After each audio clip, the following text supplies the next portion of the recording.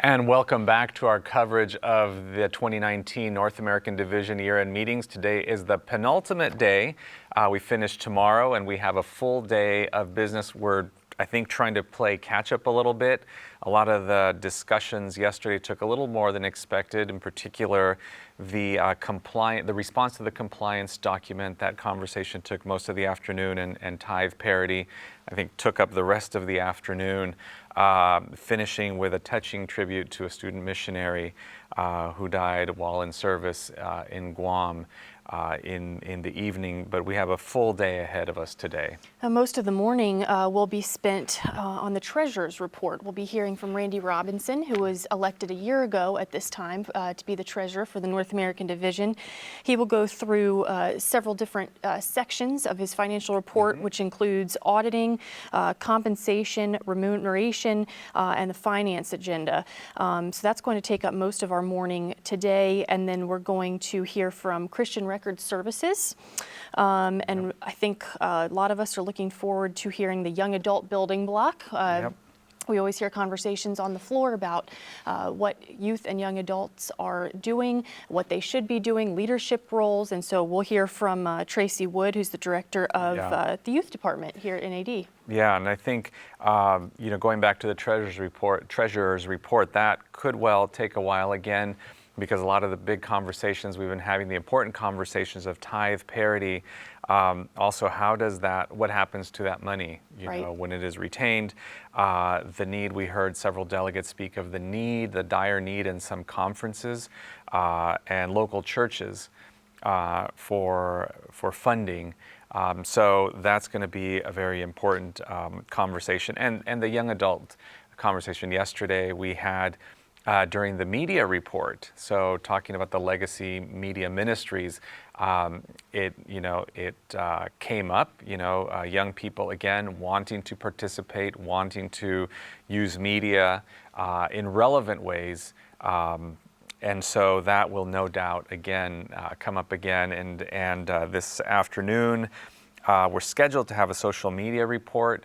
I'm guessing, young people will be very interested in that as well. So that is something that will hopefully be addressed in those issues. And I know, talking to some of my colleagues, there are ongoing conversations with the college and university delegates during lunchtime and off hours. They're getting to meet with several church leaders, and to discuss some of these issues that they have, and to find ways to collaborate, work together, and to get information to them. I think one of the things that we discovered, again, talking with some of my colleagues, is that, perhaps we're not doing a good enough job of keeping them updated on what we are doing. And I know that you work with a lot of young people as well. I do. So I will be joining the lunch today that they're having with the AIA delegates here, and the youth department and our administration. I work specifically with young women, high school and college-aged young women, and Tracy Wood, said they need to know about what you're doing and how they can participate, or how they can let their fellow students know. So that's the kind of dialogue that we need to be having. Right, and I think I'll be at that lunch too, so maybe I'll see you there. But we have, and I've talked a little bit about this, but I get to work with young creative filmmakers, through the Sunscreen Film Festival, and I know that very few people, other than those who attend, are even aware that the North American Division sponsors a film festival that we try to bring together professionals with young creatives. I know one of the greatest needs is funding. We all need funding to fund our projects, but we try to see how we can collaborate, how we can work together. There's so many, I think, great things that are happening at the division, but we got to get that information down to those that we serve, because if they're not aware, what difference does it make? Do us a lot of good. Yeah. Right. Well, I hear the voice of our president, Dan Jackson, so we will join them in the auditorium. Stay with us. We have full coverage today of our business sessions here at year-end meeting for the North American Division. Bye-bye. In the light. I wonder how many times you can bear listening to this. As he is in the light, we have fellowship one with the other, and the blood of Jesus Christ the Son cleanses us from all sin.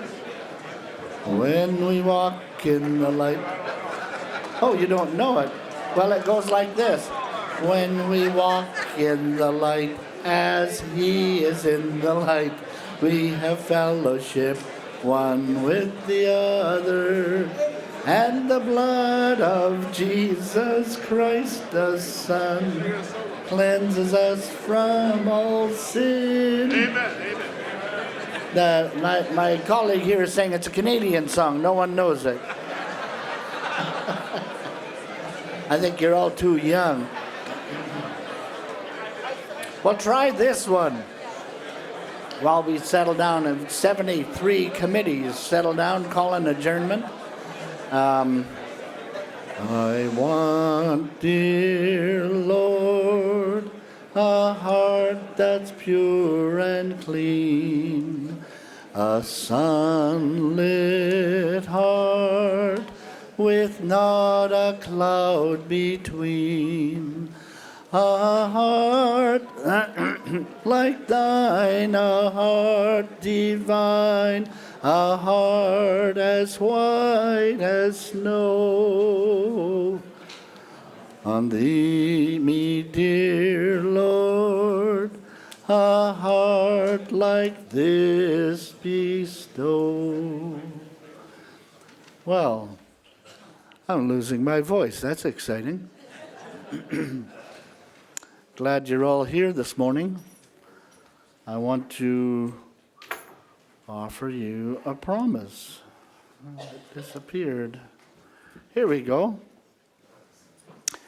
So they rose early in the morning and went out into the wilderness of Tekoa.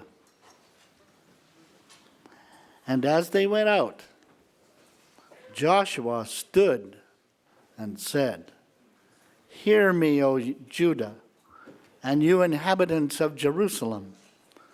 Believe in the Lord your God, and you shall be established. Believe his prophets, and you shall prosper." What a blessed promise to Seventh-day Adventists today, to hold on to the word of the Lord our God and to believe in his prophets. I do want to make the point that we have not come to any point in history where we can set aside either the Word of God or the spirit of prophecy.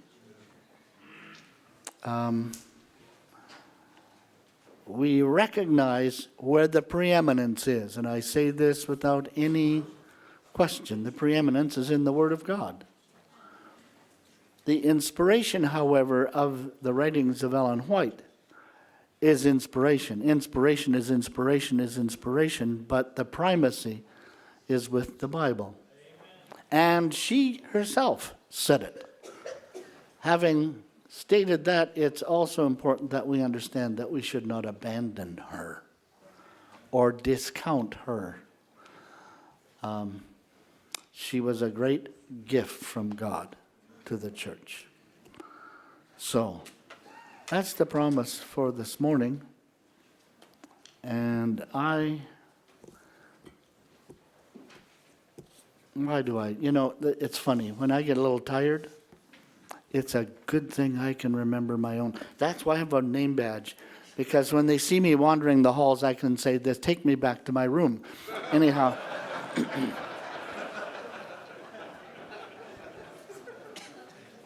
Lisa Beardsley Hardy. We are glad that you are here. Sister Beardsley Hardy, Dr. Beardsley Hardy, has been faithful to this division. She has been here every year, I think. And I failed to recognize you earlier, and I apologize. And we need to give her a warm welcome, please. Let's say welcome.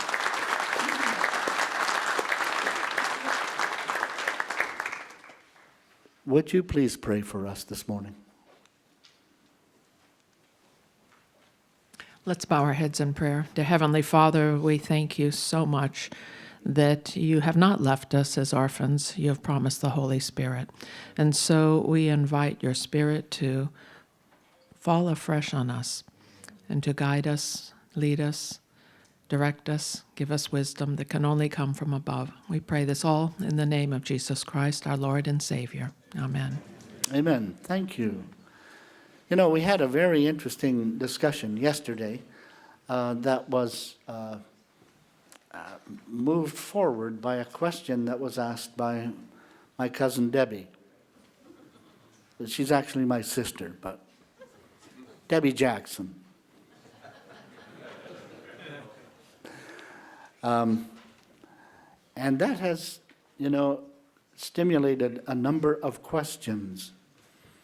I think it's important. One of the things that I have discovered is that we have not done a really good job educating our people in terms of how the church is structured and how the play and the interplay of conferences and unions, divisions, and the general conference. And the question was asked regarding the nominating committee at general conference time. Now, I want to bring forward Karnik Dukmetsian, who is the legal counsel for the North American Division. He kind of plays a dual role. He's not schizophrenic, but it may appear like that at times. Yeah. It may appear like that at times, but he's really not. But we've asked him to just give us a little picture for 4 or 5 minutes about some of the questions that have been asked. Karnik, if you do that, thank you very much for being here. Sure. Thank you, Dan. Good morning, everyone. An interesting question was asked yesterday, and as we get closer to general conference session, more and more of these questions are going to get asked. Well, how to become a delegate? Is everyone in this room a delegate? How do I get to the general conference session, the nominating committee, and that sort of thing?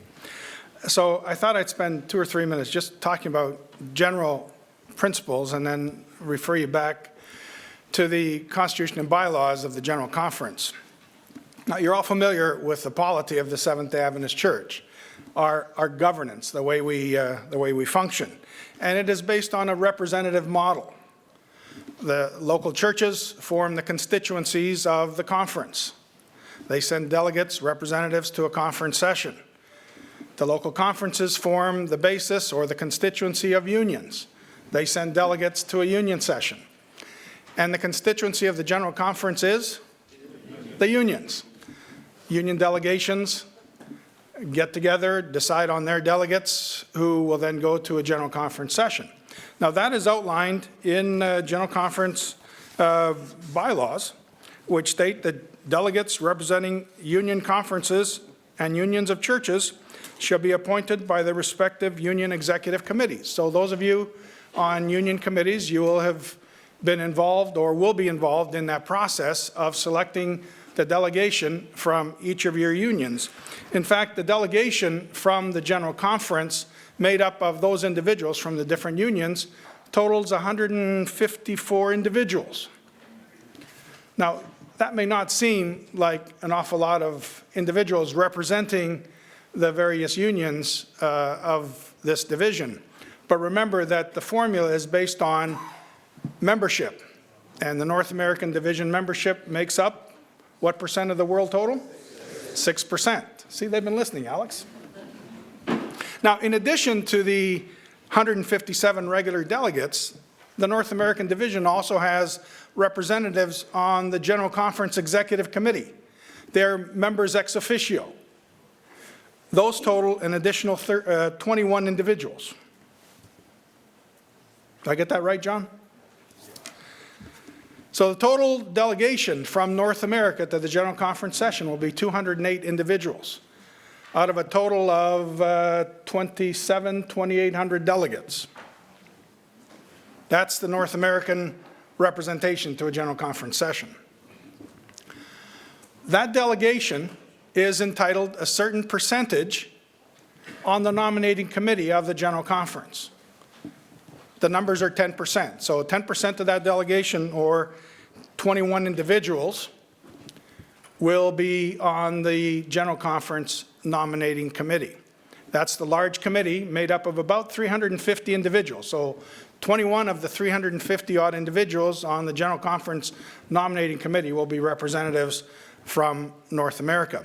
It is this group that elects the General Conference officers, the General Conference departmental individuals, and other ex officio members of the General Conference leadership. The General Conference bylaws also provide for how that is to function in the nominating committee. And in fact, it points out that, I'm going to find the right section here.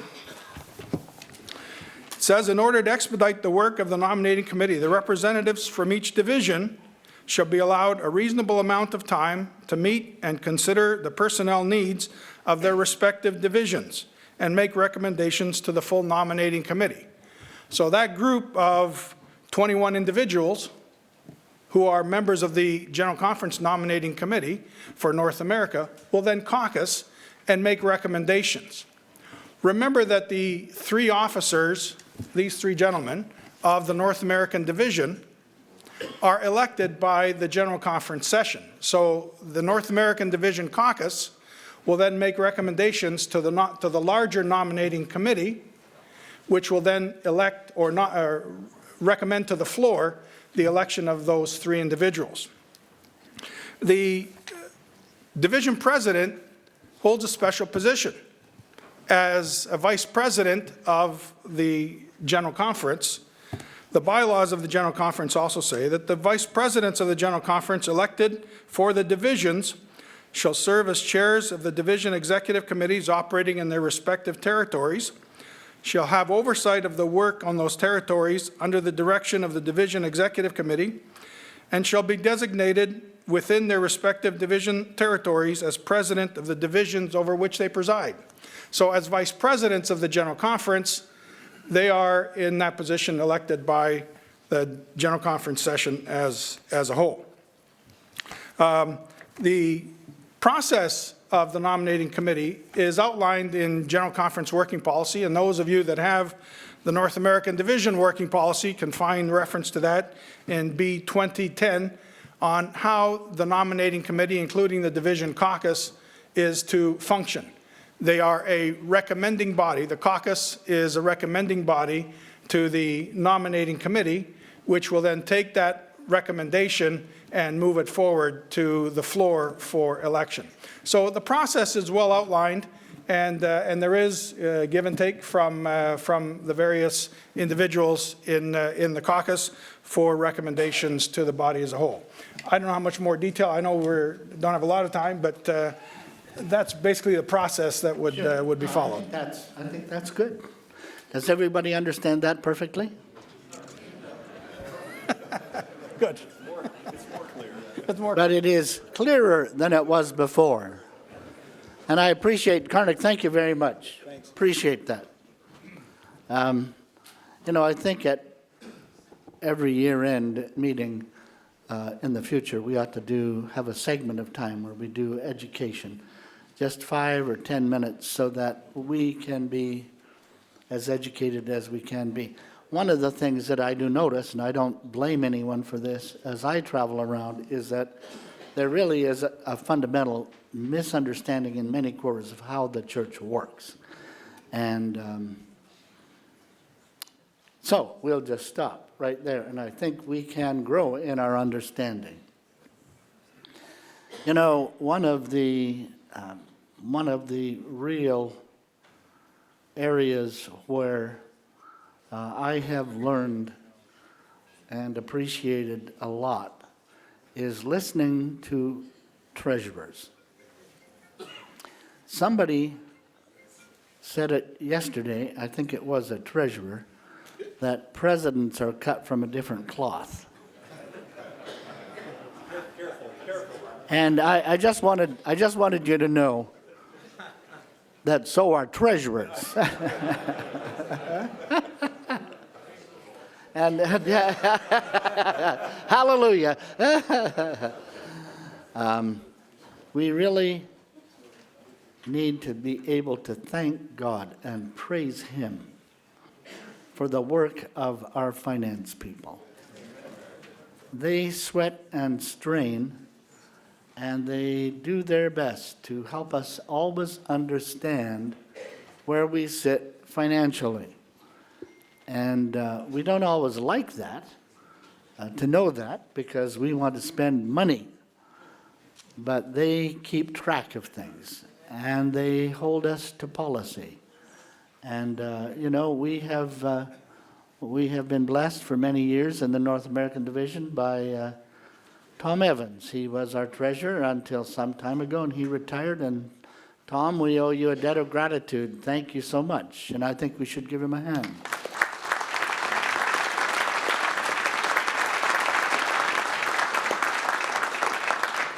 Tom did excellent service for the North American Division.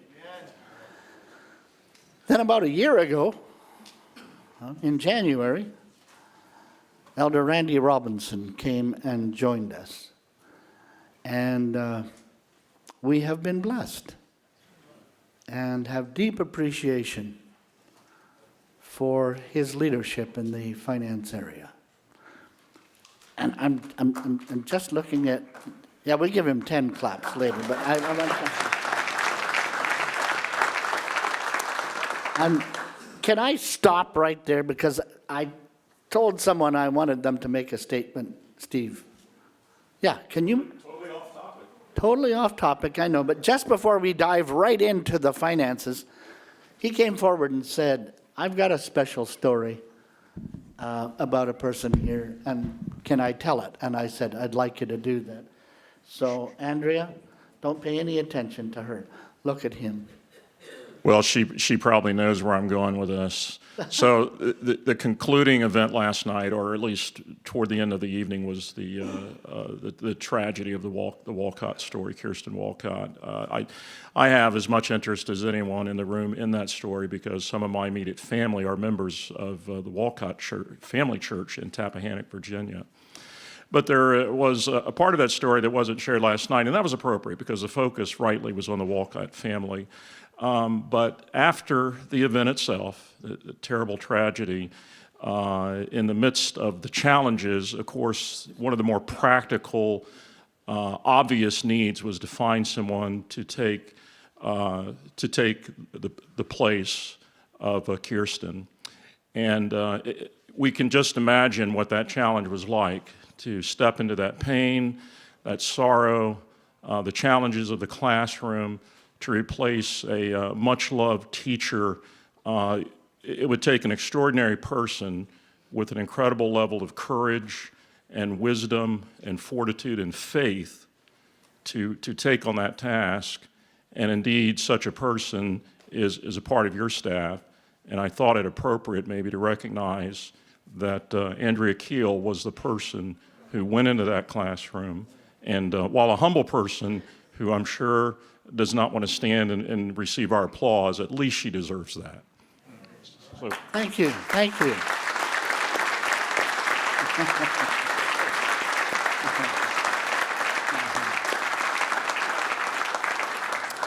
And I do want you to know that Andrea is a spiritual leader in this office. We have great appreciation for her. Well, Mr. Treasurer, you have been here with us since January. We have great appreciation for you. And you know, every single member of the staff looks up to Randy. The only ones who don't are standing on the second floor while he's walking in the first floor. We're very grateful for Elder Robinson. He is also ordained. This man has been quite regular in doing evangelistic meetings. And we just thank you, Randy, for being here. God bless you, and take us into the weeds of finances. We'll get way into the weeds. Good morning, everybody. Before I start, I do want to say 1 year ago, as Elder Jackson referred to, 1 year ago, I was sitting somewhere right around there, and I can assure you, it's way more comfortable there than it is here. I can assure you of that. However, we'll have a good time this morning talking about finances. I do want to say, though, that I want to give tribute to my predecessor, Elder Randy Robinson.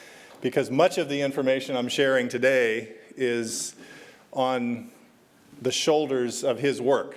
So I just want to appreciate Elder Tom Evans for all his work. I stand on his shoulders. That there is nothing, no equivocation about that. So Tom, Which thank you means so he'd much. go right through the roof. Yes, I'd be right through the roof, but I am standing on his shoulders, and that I just appreciate Tom so much, and the effort that he has put forth. So I'm much of what I'm sharing today is based on the work that he did with his staff. So I start with that. So we've been starting with promises, and if that'll work, there we are. The promise I want to share today is taken from 2 Chronicles 7, very familiar verse. The context of this is the dedication of Solomon's temple. And God is talking to Solomon and telling him this: if my people, who are called by my name. Now I stop there and say, we, as Elder Jackson shared with us, are all broken human beings. And we suffer and we struggle and we strive and we deviate and we lose sight. But in the midst of that, God says, you are my people, called by my name. And he reminds us to keep our eyes on him. Humble yourself and pray and seek my face and turn from your wicked ways. Then I will hear and I will forgive and I will heal. I love that promise, and I stand on that promise today. Thank you, Jesus, for that. So we're going to share some financial information this morning. I want to share, before I get into the details, I want to share my philosophy. And thank you. Thank you. I stray, apparently. I want to share my philosophy of finances in the church. And the wider I have gotten into the organization, that is to say from the local church to the conference, to the union, to the division, the wider you get out, the more important this is. I do not want us to forget Grandma and Grandpa Jones. Grandma and Grandpa Jones, at the end of the month, get around their kitchen table and they take a look at their pension of, let's say, $1,500. And they decide happily, to write a check to the Seventh-day Adventist Church for $150.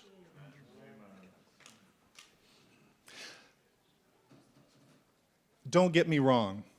I am exceedingly grateful for the individuals, and there are many, who have the capacity to give large amounts of money. You can think of some of the people. Some of them give millions of dollars to the church annually. But the bread and butter of the Seventh-day Adventist Church is Grandma and Grandpa Jones. I dare not forget that as I make my plane reservation, as I make reservations to stay in a hotel, as I drive my rental car to the gas station and look on this corner, and it's 5 cents more a gallon than that corner. I dare not forget Grandma and Grandpa Jones.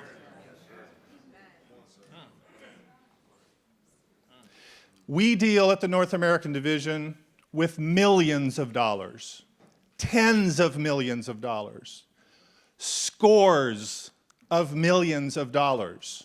Yes, hundreds of millions of dollars. And it's easy to forget Grandma and Grandpa Jones.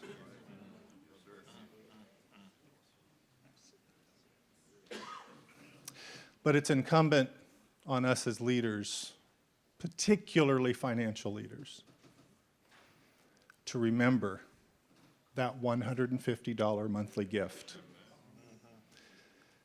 Where they write that check, sometimes, probably more often than not, it's more than $150. They write that check happily to the Seventh-day Adventist Church. And they pray to God and say, thank you for the privilege that you've given me to give $150 to my church. That's a solemn responsibility. And we dare not forget their generosity. So that's the philosophy I think about when we deal with the finances of the North American Division. So I want to start out by sharing some highlights from 2018. I know it's a bit of old news. We're talking about 10 months ago. But I want to share some highlights from our audited financial statement.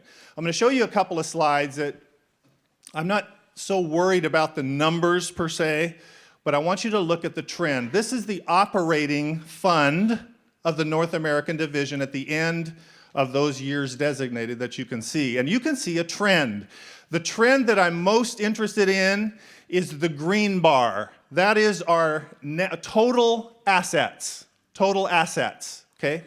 That's net of liabilities, and it's basically the sum of the two, of the blue bar and the red bar. It's the difference, I'm sorry, of those.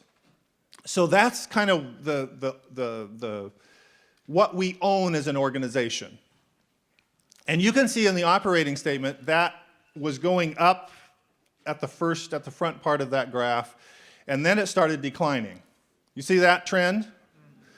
Well, we did something here in the North American Division that caused that. We took operating money and we bought a building. And so when we take that out of the operating fund, you can see obviously the bar is going to go down. But when you add the plant fund to it, you can see that our net assets, total assets are going up. Okay, is everybody clear on that? So we took some operating money, we bought a building, and now we have some of our cash assets and we have obviously plant assets. So you put those together, and that's the trend that you see. That's primarily what I wanted to show you Can with I those interrupt slides. you? Sure. How much debt do we have on this building? 0. Okay, that's all I wanted to know.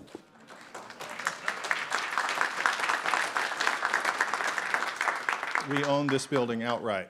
Amen. So you can see the trend, the important trend there is as we look at our whole operation, our assets are increasing modestly. We're not going crazy, but we're watching that line. All right? Recommended working capital, you can see, and this you'll see that trend in most every one of these financial indicators that we'll share. You can see it was a little higher in the earlier years, and we kind of moderated and dipped, and now we're kind of on the upswing a little bit. Recommended working capital is a North American Division policy that says you should have a certain amount of assets available to you to do business. And it's a bit of a bit of a calculation. It tries to recognize the fact that we want some resources in case we have some emergencies. And we're a little below the recommendation. You can see that. The recommendation is at 100% based on the calculation provided in policy. But we're moving up toward that after we used some liquid assets to purchase this building. The most important metric that I use for financial health of an organization is days cash on hand. Now, this is the audited version of that number, and my own, which is all of our cash assets, and you divide our cost per day, which is around $300,000 a day to operate, 365 days a year, into the total cash amount. That's what this number is. Now, this is the audited version. It's just cash plus investments. When I do it a little more conservatively, and you'll see that in a slide a little later. But this is the audited number, about 200 days cash that we have on hand. I'm going to share a little bit about what that means specifically and what I look for on the slide following in just a few minutes. Here's our net gain and loss history over a few years. You can see it swings wildly. The main reason for that is operating cash and liquid cash being used out of operating to deal with the cost of this building. That's where those two lower numbers are. And we're just managing the cost, paying off the debt, making sure we're clear of debt. And now, by God's grace, past 18, you will see that be a positive number, hopefully by God's grace, again, going into the future. But I wanted to show you that, again, referencing the purchase of our building. Here's some tithe indicators. Now, this slide shows the composite tithe that comes to the North American division. Approximately in 2018, the gross tithe was almost $1.1 billion. Praise God. Can somebody say praise God? That's amazing.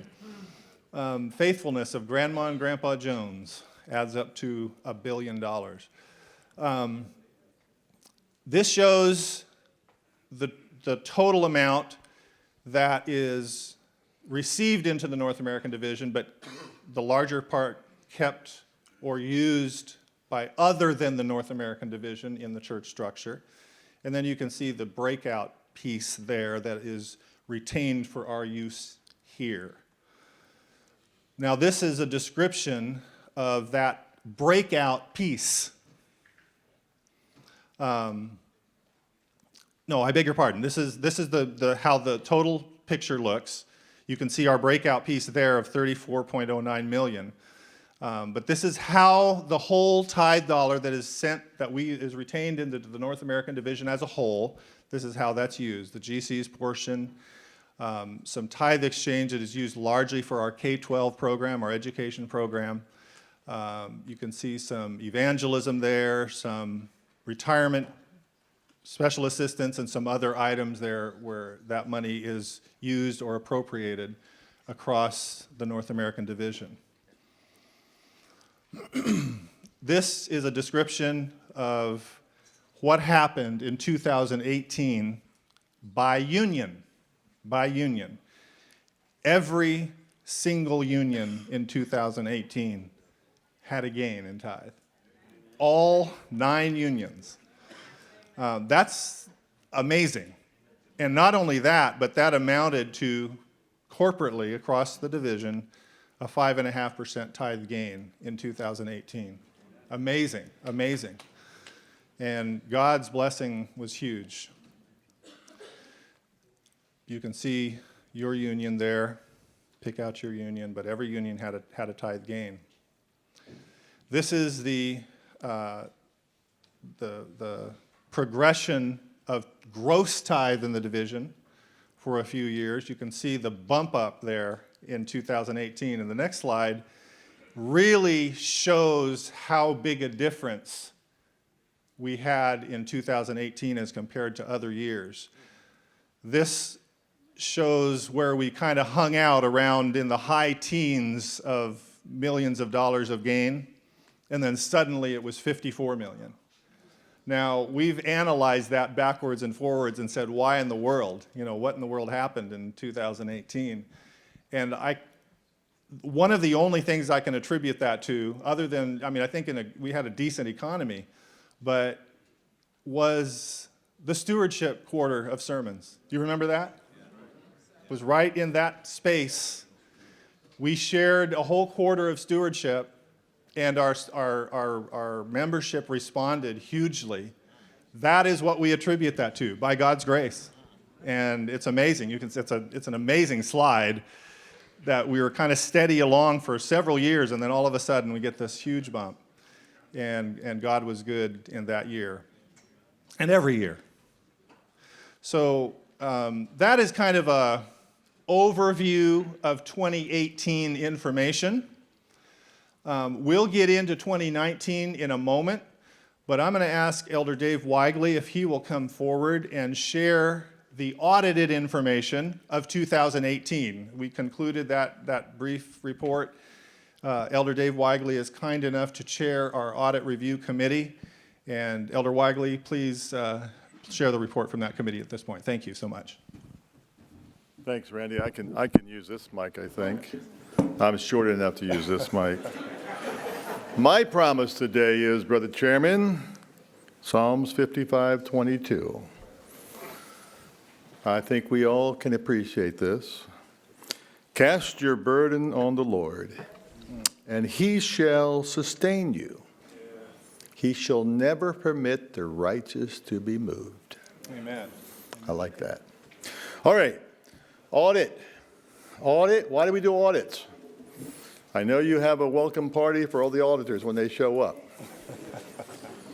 We like auditing so much in the Columbia Union, we hired a GC auditor to be our union treasurer, Emmanuel Sidhu, Amen. the youngest union treasurer in North America. We love auditors. Amen. Right, Randy? Absolutely. Amen. The audit provides the stakeholders information that their money is being handled appropriately. That's why we do audits. If you're ever a part of an organization that doesn't do an audit, find another organization to be a part of, because that's not a good thing.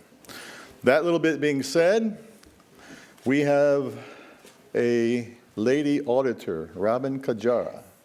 Where is Robin? She's sitting right here somewhere. Robin, we're going to invite you to run up like you run in those marathons.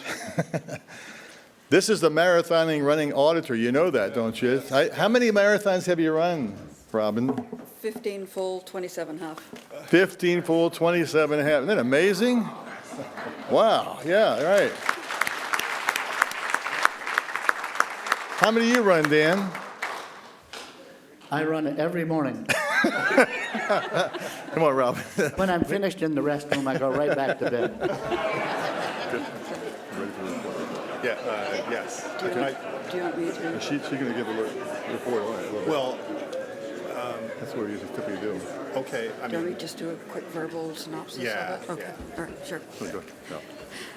Okay, I had the privilege of meeting with the audit committee last week and shared with them the results of the audit for 2018. It was a really good audit report, and that's always a nice thing to do. No running involved or necessary for health.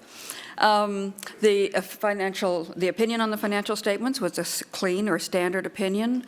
The report on policy compliance was also a standard report, and there was just one item of internal control areas that we brought to their attention, so it was a good report. And the discussion with the group was very healthy and positive, and that was the audit report. Thank you, Robin. I'd like to invite the audit committee to stand for the NAD. If you just stand, there's a few of us. It's not really large, not a big committee, but thank you, those who gave your time to review that. Yeah, review that report. During the time of our audit committee, we did ask management to excuse themselves, and we could have a good conversation with the auditor. And of course, it was all very, very positive. We have a clean opinion. Well done, Tom Evans. Where are you? I saw you on the picture here. Well done, as Randy said. This is your work and your team. In fact, I don't know, Randy, if you're going to have your Treasury team stand before you're done, but I think we want to recognize them. Yeah, for the this excellent. is a good time to do. Good time. Okay, Treasury team of NAD, please stand up. We want to thank you for the excellent report. This is your work, Tom. Yeah, Mike, Karen. Right. Thank you. You make us all look good. So these items that are on the screen that we're supposed to recommend to you, Brother Chairman, I would move this from the Audit Committee that we approve this report that we bring to you and these recommendations that are on the screen as printed. Okay, I will give you a moment to look at those. We have a motion that we approve the report of the Audit Committee. And I do have a motion, I have a second. Are you ready to vote? All in favor, please say aye. Aye. Opposed, nay? Okay, that's carried. Thank you, that one person said nay. That was good. Take the person, whoever it was, out behind, and go through the entire committee, the report with them, all the finances. Anyway, thank you And very actually, much. that's a good segue. That's a good Mr. Chairman. I do want to remind the group here, we don't print, I don't know how many people are in this room, 300, 250, I don't know. We don't print that many documents. However, I'm happy to print one if you want one. Back at the back table, back there, there is a sign-up sheet. If you would like a printed copy or an electronic copy of the statement, we sent you that information, so you should have it. But if you didn't get it or you need it, not only the audit, but the financial statement as well. If you wish to have a copy of that, please feel free to sign up in the back. There's a sign-up sheet right there at the back corner. Thank you, Esther. And we'll be happy to send that to you. Okay? All right, here is the year-to-date information. This is through September of 2019. Now, I hope most of you are getting the financial dashboard. Are you getting that? Most of you? Good. Okay, I see nodding heads. This is what we go over. This is kind of the dashboard I create internally, monthly. I do this. And when it's appropriate, we send that out to you so you get updated as well. You can see that year-to-date through September, our tithe is down year-to-date by about 1%. And 2 of our 9 unions had a gain. Lake Union, where are you? Have the highest gain at 2.3 plus, and we're on even Sabbaths. Sorry, I will use the mic. Thank you. My height is sometimes a problem, so I'm just going to move that out of the way. So thank you to the Lake Union. I mean, everybody is good, and you can see how it would be difficult because we had such a great year last year. You can see how it might be difficult to surpass that. And that's why we only have 2 of 9 unions ahead. But we're only down 1%. I anticipate close to break even for 2019. That's the anticipation. Which would be amazing. Which would be amazing in itself. In itself, that would be amazing, yes. You can see, you know what, I'm gonna get my computer because my eyes aren't as good as they should be, and I'm going to have trouble reading those numbers, so I'm going to do this. You can see that our income is lagging, as the tithe figure indicates, lagging slightly by, and I got to get to it here, I can't read it from there.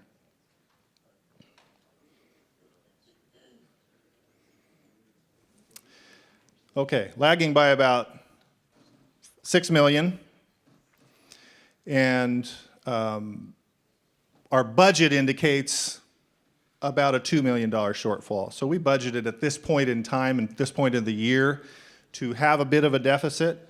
And let me explain that. We do kind of a straight line budget, kind of 1/12, but we all understand that in December kind of acts like 2 months all by itself.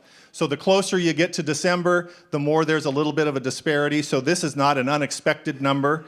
And that's why it's in yellow, because I expect that to kind of get better as we get into December.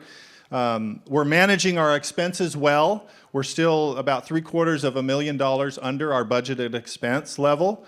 Bottom line, from operation, there's two bottom lines I show, one from operation and one that includes some non-operational transfers and some other things that are non-operational. We have a negative $4 million operational loss, but overall, we're about $1 million less than zero.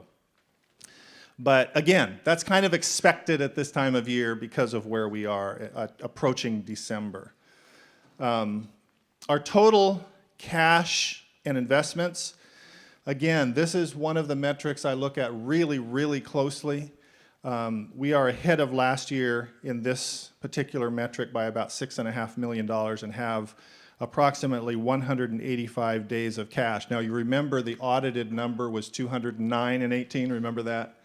Mine is a little more conservative, and I'll get to that in a moment as we show that days cash slide. Recommended working capital as not quite 85%. We want to be kind of about, well, we want to be at a minimum of 100%, but I like to live about 105 to 115. That's kind of a healthy spot for us. Okay, our financial indicators. This is our gain or loss through the year monthly, 2018 compared to 2019. The thing that I want you to notice, two things actually. Primarily through the year, we're living above the budget. In September, we dipped a little bit, again, which is not unexpected. But we're also improving over last year. So that top line there is this year, the bottom line is last year, and that orange line in the middle is the budget. So we're kind of living above the budget.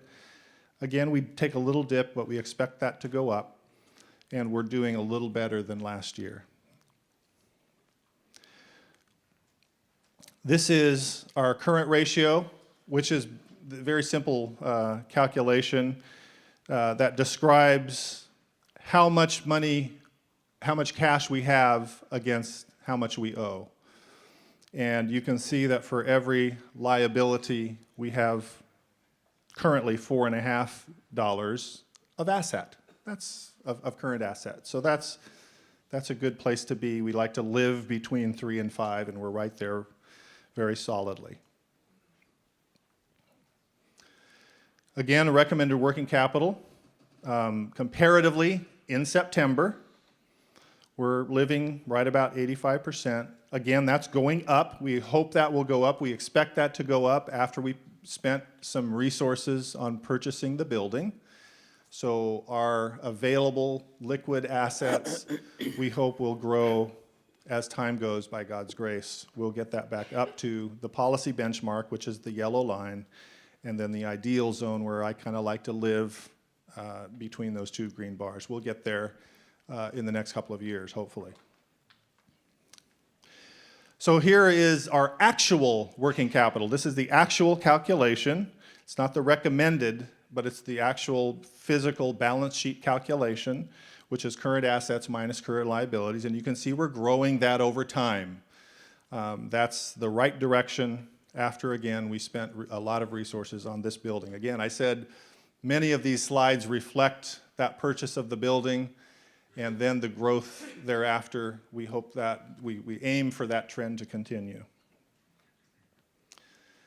And this is the cash slide. I watch this very closely. The trend I want you to look at, again, is the comparison between this year and the previous 2 years.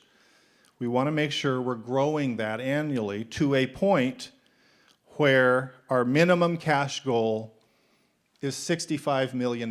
Now, it doesn't sound like a lot of money. That is a lot of money.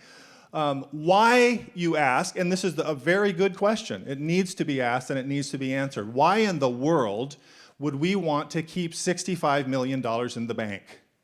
You know, we can send it as appropriations, we can send it to whatever it is. I mean, we can think of a million reasons to use $65 million. Well, here's the main reason.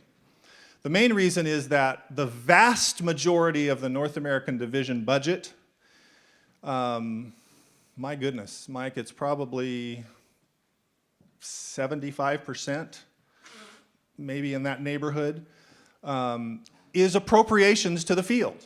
That's what we do. And you count on us to make sure that stays steady, don't you?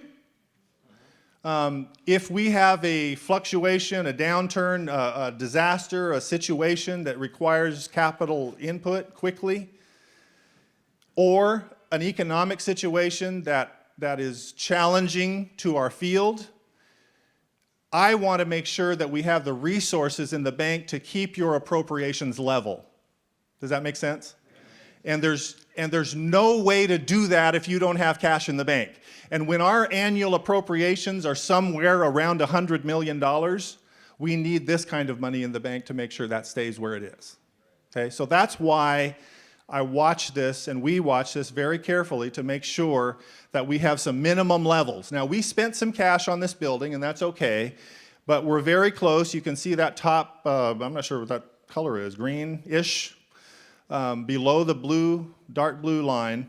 You can see that we are improving that over time. Everybody see that? That's what I want. That's what this slide is mainly for. I want to make sure that we are improving that line annually to make sure that we're safe and that you're safe. So that's the rationale for that amount of money. This again describes kind of the time frame we're in through 3/4 of the year. Again, the closer we get to December, the more disparate this graph is going to look in terms of expenses, because we get a large amount of our income, basically 2 months' worth, in December. So this will usually flip in December, where you have income more than expense. But you can see historically, at this point in the year, we kind of lag income-wise behind the expense because of the allocation and how the budget is allocated across the year. Does that make sense? Okay. Now, let me stop here for a moment. Days cash. This is my calculation of days cash, and I tend to be a little more conservative with this.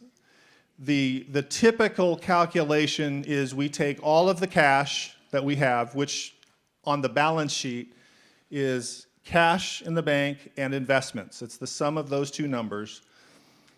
And then you subtract out of that how much it costs you. Sorry, you don't subtract out of that. You divide into that number how much it costs you per day to run the organization. And that's what this number is. Now, the way I calculate it is I reduce the sum of cash and investments. I reduce that number by our restricted net assets. That is to say, we have money in the bank that we receive from various places that's restricted for a purpose. We don't just throw it into operation and use it willy-nilly. It's restricted for a purpose. I remove that number from this calculation. So it's a little more conservative than the normal calculation. Do you understand what I'm saying? Yeah. Okay. So the days cash you show on this slide is a little less than the normal calculation. But I feel a little safer in that number because it protects the resource that we hold for somebody else's benefit. All right, so the minimum range,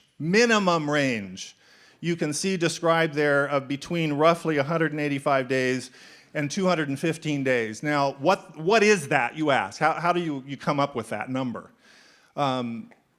My comfort level, and this is somewhat arbitrary, is 50% of our operating costs annually. That's roughly the number, okay? And I described why.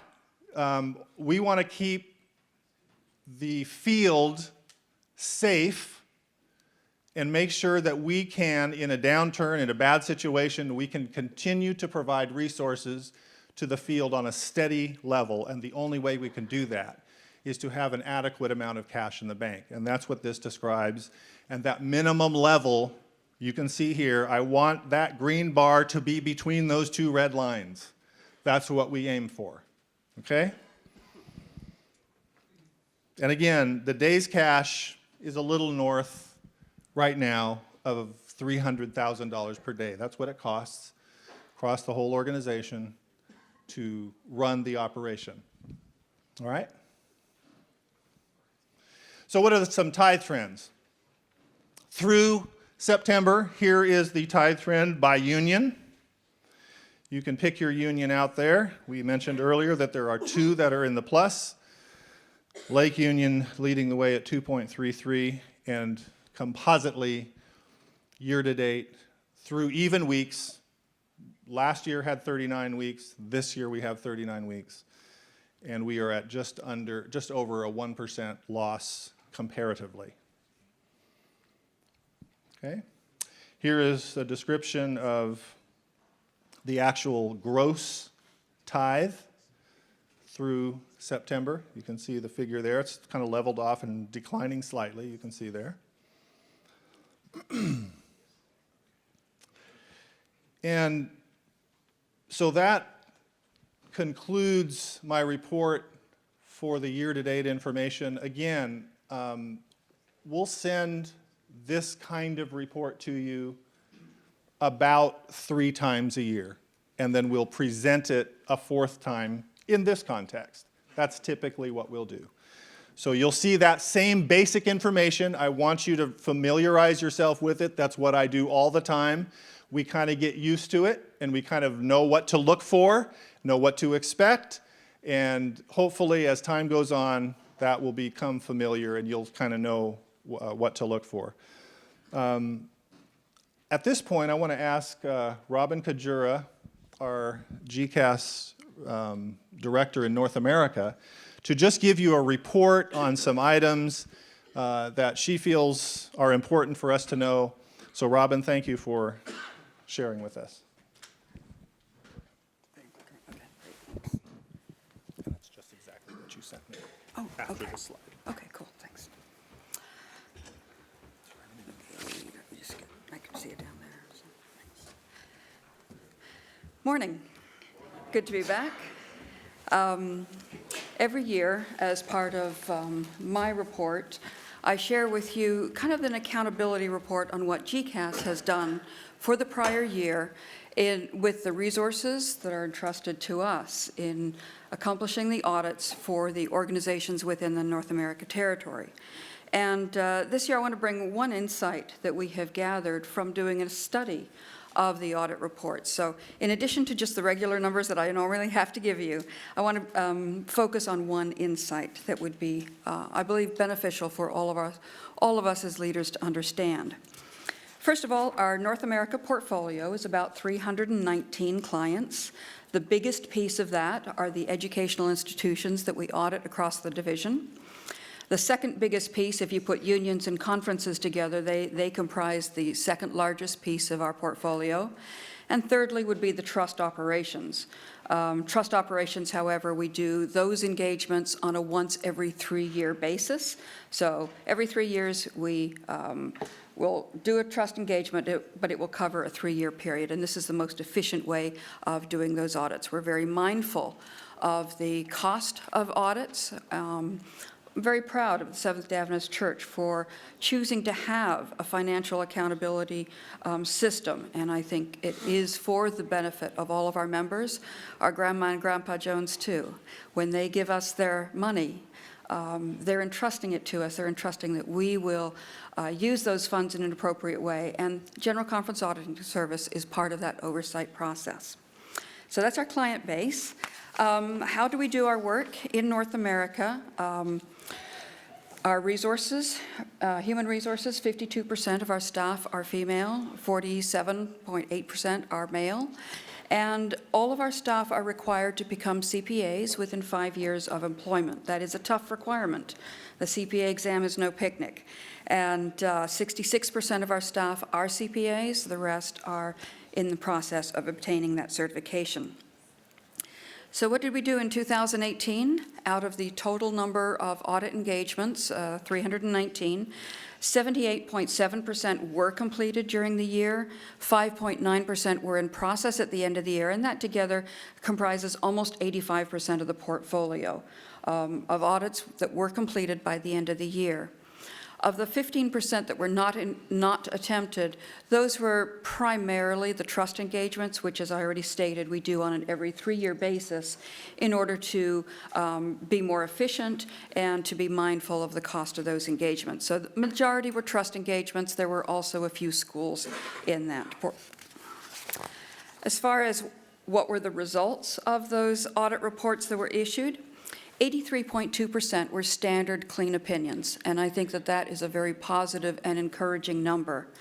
In the past, that has not been that high. Over the last 10 years, the average has been between 73 and up to 83%, with one variation being last year where it was 90%. So I'd love to get back up to there.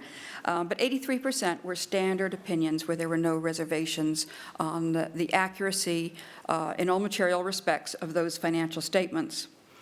In 2018, 12% were modified for one reason or another, and we'll go over those reasons in a minute. 4.5% were disclaimers of opinion. Now, those obviously are a concern. Those are situations where the financial records were such that we were unable to reach an opinion about the accuracy of those financial statements. We didn't have any adverse, so that's a good thing.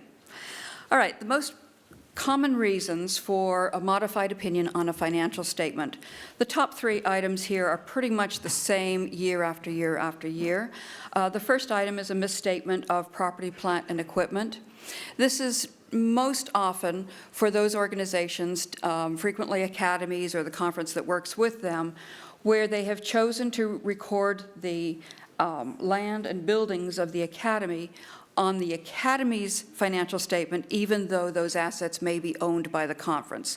That does not comply with GAAP, and although this has historically been an accepted practice in the church, we do have to refer to that fact as a departure from generally accepted accounting principles. The second most common reason is lack of evidence for revenue. This tends to happen sometimes in some of the publishing organizations whose a lot of sales are due to cash, are done through cash, or also for some organizations who receive a lot of online donations, and it's very difficult to verify the completeness of that information. So again, these are not as common, but these are the most common reasons across North America. The other one is the lack of evidence for property, plant, and equipment. This is most commonly an occurrence when a local church or school purchases a property or does a material or a significant capital improvement to their property, but the financial information doesn't reach the conference accounting records so that it's not recorded properly on the accounting records for the conference. Who is the legal owner of that property? So those are the 3 most common. And then the other ones, lack of evidence that was so pervasive that it resulted in a disclaimer of opinion, as I showed on the prior slide, and then also lack of evidence for accounts receivable. That's not always on the list, but that has popped up in the last 2 years. So those are the most common reasons for a modification of opinion. As far as policy compliance is concerned, of the reports that we issued in North America during 2018, 73% of the reports had 1 or more items of noncompliance with policy. 27% did not have any modifications for policy compliance. And as you just heard, your division was one of those that had a clean policy report. I'd like to state that 27% being completely clean is actually the highest record that has been done in the last, since GCAS started using the core financial policies back in 2009. So this actually represents an improvement and is actually a higher compliance level than the global average for the Seventh-day Adventist Church. So this is still something that the church is working through as far as financial compliance. Now, you may wonder, well, what does GCAS report on as far as policy compliance is concerned? And back in 2007, there was a study done by the church, and they adopted a concept called core financial policies. The policy book is about this thick. There is no way that a GCAS auditor could audit for all policies for an organization during the year. We'd be in your boardroom all year long, and no one wants that. Also, we wanted to make sure that there was some consistency in what policies are reported on and what is the definition of an item big enough to be reported on by policy. So the church adopted the concept of core financial policies. The GC selected 26 items to be reported on, and North America Division added 3 more to that list, and that is the list that we report on. They are summarized in the working policy book so that both the organizations and the auditors know exactly what policies we should be reporting on and what the definition is for a material compliance or non-compliance. So based on those results, you had 27% of the reports were standard, and we hope that that trend continues. The most common reasons for policy items, the very top one, and this is not only just in North America but also globally, is the conflict of interest statements. And it can be easy to trivialize that item. The core policy says that at least 90% of those statements that are required to be signed are signed, plus all of the officers. So if there is less than 90% of those statements have been signed, we have to mention it in your policy report. The reason this is important is that you want to be assured that the members of your governing committees, those who are making decisions on your behalf, are acting in the best interest of the organization. And the conflict of interest statement is a statement where they proactively sign that they will not have a conflict of interest, or if they do, they identify it so that when actions are taken, they can step out of the room. So it is an important policy, but it does take some time and some coordination between Secretariat, Presidential, and Treasury to get full compliance on that item. The next item on policy items is the insufficient monthly financial statements being submitted to governing committees and boards. And I hope you enjoyed Randy's report. I thought that was a great financial report. These are the types of reports that need to be going to administration and governing committees on a regular basis. And this is an area where the church has some growth to do. Audit committees missing or improperly constituted is another item that we have seen quite often in 2018, and this is a continuing item. Asset allocation study or investment policy not yet completed. This is required for the investment policies that the church has identified, and some organizations are still struggling to how to get fully compliant in that area. And then finally, salary and benefits not according to the remuneration scale. In most cases, when we report on this, it is because the remuneration for an individual or individuals was higher than what is provided for in policy. But there have also been a few situations where the remuneration was less than the minimums provided for in policy. And so in both those cases, we have to bring it to the organization's attention. Final item in the GCAS report is what are the most common reasons that we document concerns regarding internal control weaknesses. The first 3 of these are reported on almost every year. Segregation of duties being minimal or inadequate. This is a common item for not-for-profit organizations, particularly small ones, and this is something that the church also struggles with. But segregation of duties is very important to make sure that you don't have incompatible functions. You don't want someone who is going to be signing checks to also be doing bank reconciliations and posting to the general ledger. That's one of the most basic and important internal controls, but that's just one of the examples. Lack of approval or documentation for journal vouchers was another item that we have observed throughout 2018.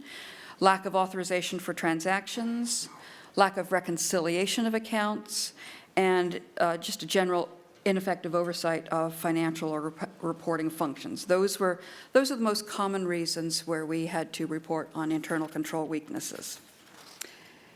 Oops, wrong direction. All right. Back in 2011, the General Conference Auditing Service made a recommendation to the church, and at annual council, it was this consensus was adopted about 4 primary concerns or goals for financial accountability. The first one is to promote a culture of transparency and accountability, and a document was adopted and for officers to commit to. Secondly, there was a decision to revise policies to incorporate best practices, and that was done in 2011. A consensus to require the establishment of an audit committee, and then also to provide training to boards and committees on governance. I want to focus on the establishment of audit committees. Recently, a study has been completed of General Conference Auditing Service audit reports, and an interesting correlation was seen between organizations who had a functioning audit committee and the quality of their financial information, the number of internal control deficiencies, and the number of policy violations.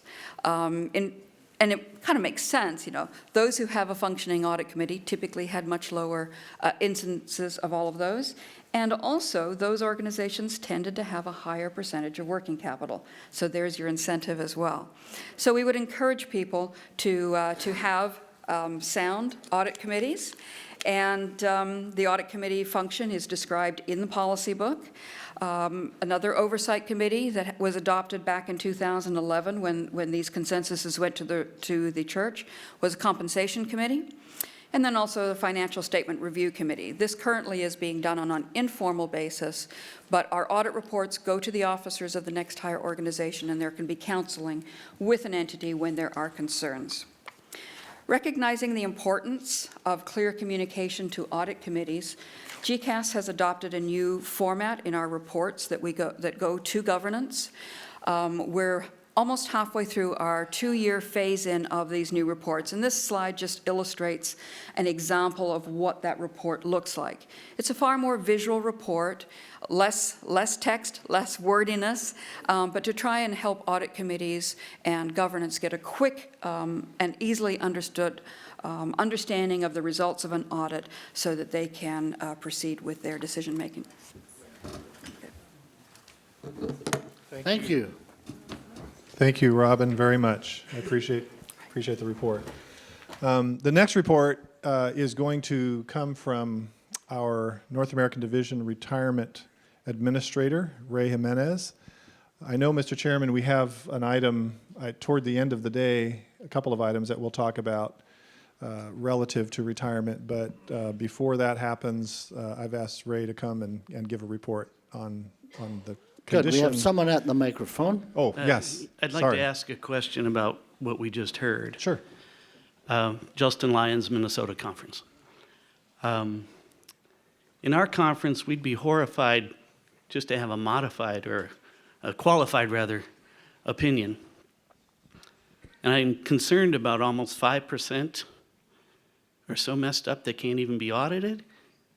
And I'm just wondering what processes are in place to make sure the boards, the committees, the constituencies are made aware that those institutions or entities are in that state? Mm-hmm. I think it's a good question. I probably should defer to Robin. I think I know the answer, but she can correct me, or I can have a response. I don't know the answer, but I can Please respond. come, Robin. Yeah, I think Robin is probably more qualified to respond to that than I am. She was trying to run away and escape. And Running is such a practical skill.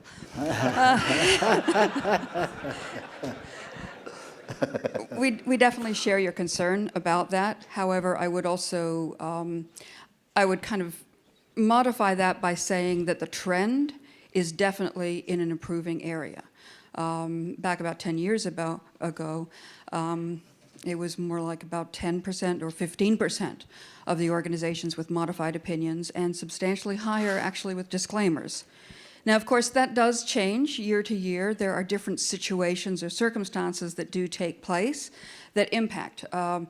For example, one organization, their organization had such a disaster situation, and their financial accounting records were significantly destroyed. But in other cases, it's a matter of training, it's a matter of expertise in accounting personnel, and a lack of having more and more Treasury people coming into the field, and that's something that we're trying to work with Treasury. I'm actually involved in doing recruiting for accounting students across North America and sharing the names of vetted applicants with our conference Treasury people. But ultimately, the committees receive the reports. It's the committee that needs to evaluate what led to these results. They have discussions with the auditors and then can make recommendations on how to move forward.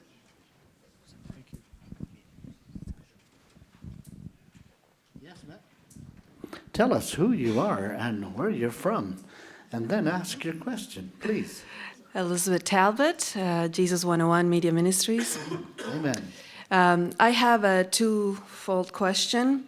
The non-compliance part of audit, does that fall under the document of compliance that was voted by the Annual Council in 2018? And if it does, and the 3 stages were followed, warning, reprimand, and expulsion of committee, who would be the target of that on the second step? Would it be the treasurer of the organization, or would it be the president of the organization? I will put my... Go ahead, Elder Bryant, answer the question. Yes, go ahead, Elder Bryant, answer that question. No. I would put my money on the treasurer. All right, let me answer it, Dr. Talbot, by saying this. We have had a conversation, an appropriate conversation, with the treasurer of the General Conference, Elder Presto. He has spoken with not only the division treasurers, but asked us to speak with our union treasurers and so forth, to ensure, not ensure, that's the wrong word, to encourage us as treasurers to kind of, for lack of a better term, clean up some of the quote-unquote non-compliance. That's important. It is important. I mean, to get a non-standard policy report or a non-standard audit report is not acceptable. It just isn't. So on just managing resources appropriately, just on that level, it's appropriate for the General Conference Treasurer to encourage us to get that standard up, to raise that bar. So that's an important concept in and of itself. Now, how that relates to the document, I will let other people decide that. But as for me, at the division level, the communication that I share with union treasurers and so forth is to do your best to get standard reports. That goes without saying. So how that relates to the compliance document, I heard a speech recently by Elder Wilson that kind of referred to some of that, but I'm going to let other groups have that conversation. In this house, we'll just communicate, let's get that bar up. You know, I would jump in by saying that there would be no point having auditors, or there'd be no point having auditors if it wasn't our sincere determination to have accountability. And, you know, I sat on a committee some time ago where the person who was in charge of the finances got up and could not identify where they were losing money. And I finally made the comment publicly, I don't know why you even call the auditors in, because you're just asking for a lot of trouble because of your sloppy bookkeeping. And we are not entertaining, nor is at this point the General Conference entertaining the application of the threefold disciplinary track to our finance departments across this division. Nor is the General Conference applying it to the organizations around the world. So I don't really have a good answer beyond that, but the fact that we are not applying that, and I would suggest that until about July of 2020, we will never apply that. What happens after that, that's another matter entirely, but we will, I think in our own way, we try to say, and Randy has responded, I think we try to say to people, you need to shape up, pull this organization into a place where it is fully accountable with the policies and the practices. Because in this area, everything is clear-cut. This is not a philosophical difference. There are clear-cut, measurements that allow us to understand how accountable people are. So we are warning in that sense, or trying to urge, but to apply that full practice as described in the document of 2018, we are not doing that. And I would suggest that until at least July 2020, we will never reprimand anyone publicly. Answer? It's the best answer I could give, but we could go on. Okay. Thank you. We have someone else on the mic. Who is that? Yes, Brad Forbes, Advent Source. And Robin, I just want to express appreciation for the new format, the report to governance. That was very much appreciated by our leadership, and just appreciate you looking forward to presenting something that our board members, our finance committee that comes there can digest in a really great way. So thank you. Thank you, Robin. Thank you. Probably better sit next to Ray just in case. And two more people. Yes, I believe you were, at mic number 2, you were first. And mic number, whatever that is, mic number 1, the second. So I have a question on what was just being a follow-up. It's been said that the number is declining from 10%. Now we are like 5% of people who are having disqualified opinion, all of that. Is it the same entities that have been in that position for the last 10 years, or is it different entities? Because if it's the same people for the past 10 years, I think that is even more troubling. Yes, and I agree.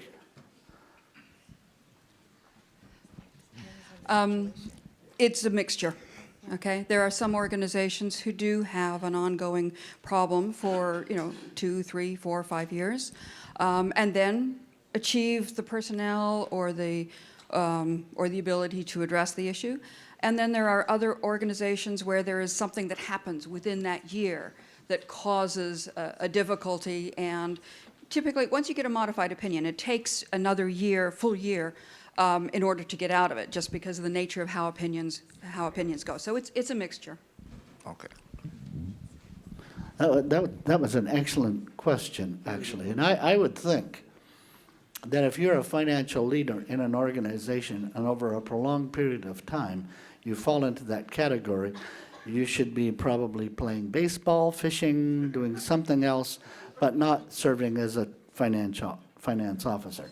And I actually believe that the people, if this is repetitive, I'm not talking about the things that do happen as Robin has described, but if this is willful and repetitive, it seems to me that the board chairs or the heads of the organizations that govern that body should terminate the individuals. That's my thinking, and I really believe that. And I would add, Elder Jackson, part of what I see is my obligation, not to tell anybody what to do or to necessarily oversee, but the fact of the matter is the North American Division pays 1/2 of the audit costs for every audit that happens in the North American Division.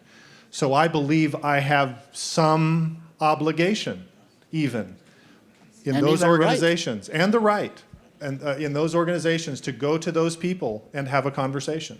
Because we spend resources for those kinds of outcomes, and that's not acceptable.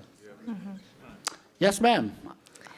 Lady May Muse, I'm from SDACC, Alberta Conference. I'm a principal at a small school. I thank GCAS for doing the work that they do. In Alberta, we have the unique opportunity to have 2 audits done every single year at our school. We have an internal audit as well as an external audit. And keeping in mind the idea of Grandma and Grandpa Jones, I know that our internal audit from GCAS cost about $28,000, and our external audit is about $6,000. I'm just wondering if we might be able to do something internally that might be able to get our costs down just to be more accountable. Thank you, that's a great question. We had a conversation, a significant conversation as recently as 2 days ago relative to that very issue. We're kind of evaluating, Robin and some others are evaluating across, particularly our educational institutions, the cost of audit and who should have the audit. Maybe we modify the audit in terms of a full audit versus something maybe a modified part of that kind of approach. So we're in immediate conversation about that issue. So stay tuned, and hopefully we'll get some resolution to that to a degree. Item. Item. There we go again. You're not an item. You're a human Well, I being. am. Mike More number than- 3. Tell more us who than you I- are. Where are you from? Yeah, Ron Carlson, Kansas, Nebraska.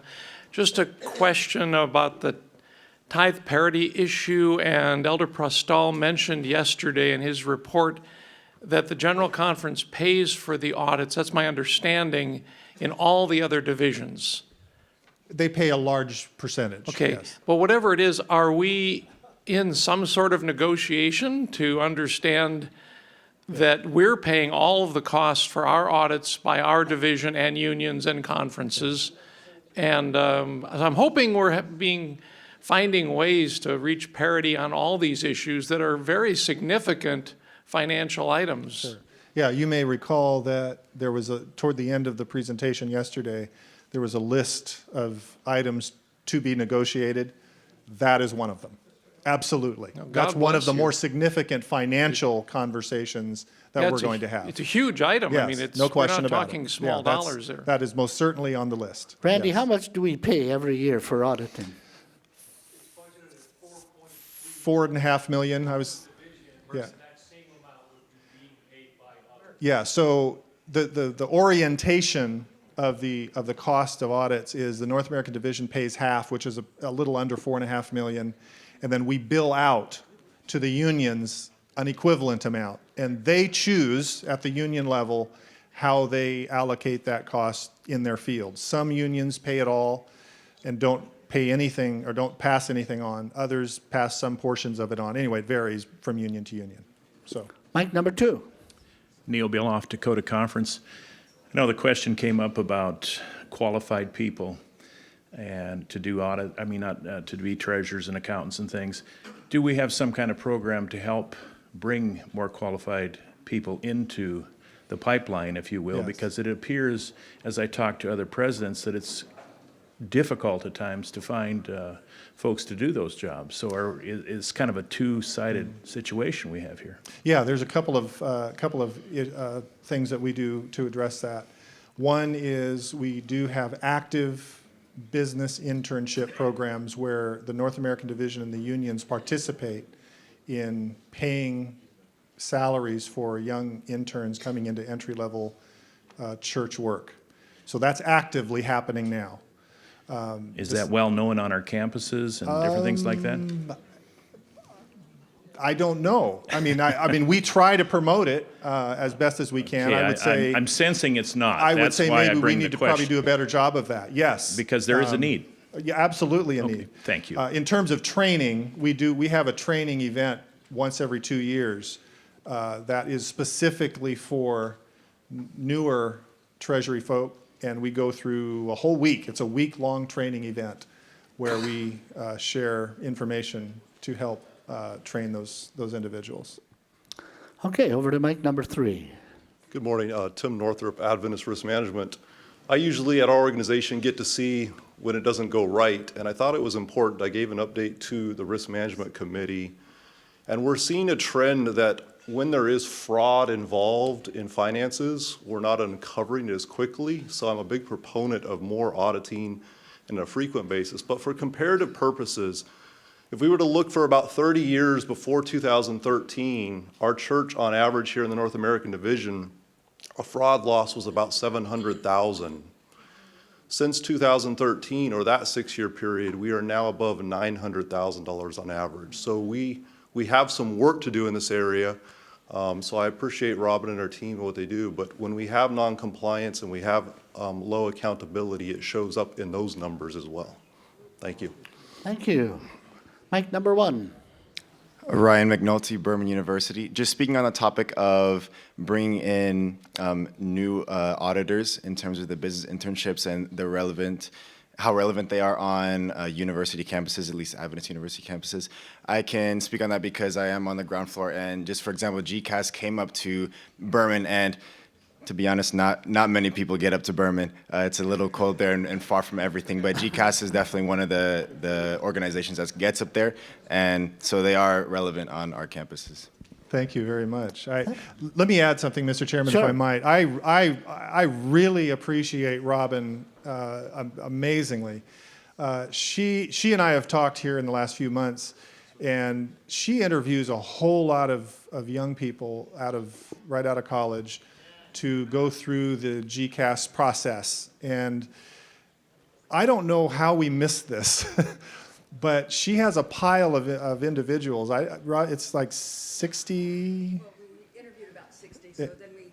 Okay, so they interviewed about 60. She vets a whole bunch of these kids right out of school. And then recently, thank you, Robin, passes these on to our conferences and unions that have need. And I think, Robin, the last number was 15 or 20 conferences just grabbed up these kids, already vetted, already prepared. We already kind of know their skill set because of Robin's efforts. And I just want to thank Robin for that benefit because it's huge. I mean, that has made a huge difference to our institution. So thank you.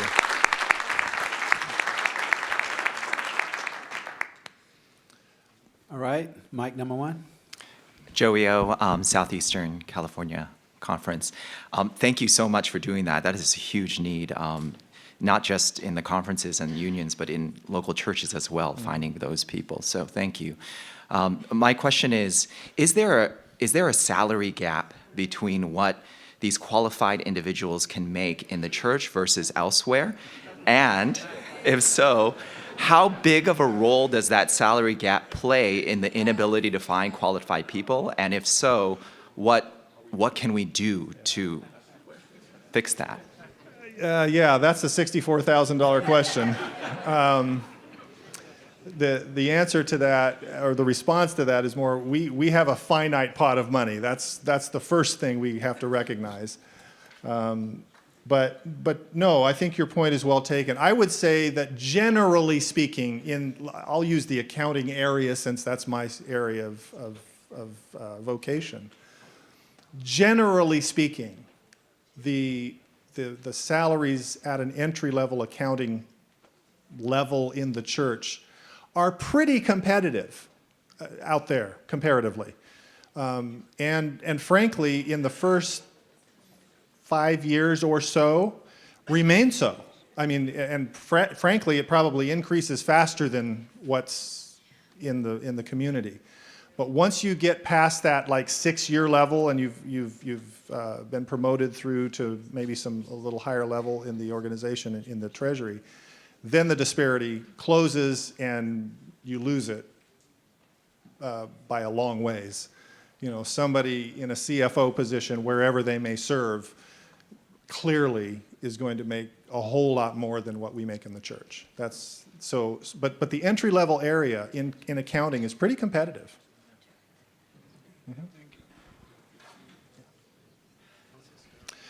Okay, thank you again. Great questions. I'm going to invite Ray Jimenez to come and give a report on our North American Division retirement plan.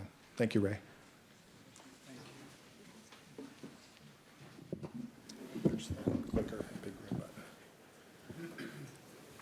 Good morning, everyone. I'm here representing the North American Division Retirement Department, and we administer the retirement plan on behalf of multiple employees for several plans. Although we do have some employer-specific plans, most of the plans that we administer are multiple employer plans. That means, Justin, Minnesota Conference, it's really your plan, and along with someone else from a different conference, we administer the plan together for them. This is a much more cost-effective way of doing things for the division rather than having every organization manage their own retirement plan. So there's a cost of scale that we are able to provide for our organizations. However, as I go through this report, I want you to be aware that the facts and the figures and the deficits or unfunded liabilities actually belong to you, the employers, and not to the North American division in itself. North America is just administering the plan on your behalf. So having that understanding, we do go through audits, and our auditor is an external auditor. We work with Maynard Casterison, and the General Conference Auditing Service does do the field work for these audits. We have 8 plans, major plans that we administer. There's the Church Retirement Plan Trust. There's the Hospital Retirement Plan Trust, Loma Linda Foods Trust, the Adventist Retirement Plan, which is our defined contribution plan. We have the Church Auxiliary Healthcare Trust, the Hospital Medical Plan Trust, the Guam Micronesia Mission Defined Benefit Plan, and the Guam Micronesia Defined Contribution Plan. All of these were audited, and all plans received a clean opinion. The legacy plans, those that are funded, that are trusts, and we consider legacy, they may be frozen, are audited as trusts and not exactly as plans. The defined contribution plan is audited as a plan, and we received a clean opinion on all these audits. So I want to share just a little on the asset trends, how much we have in assets for these plans. We have the Church Retirement Plan, which has just a little over $244 million in assets. We have the Church Healthcare Plan, which at the end of 2018 had about $80 million in assets. And then we had the Guam Micronesia Defined Benefit Plan, which has about $6 million in assets. The funding percentages for these plans, well, here's where it doesn't look so good. For the church plan, we have only 16.94% of funds on hand for the liability that we have of the benefits going forward.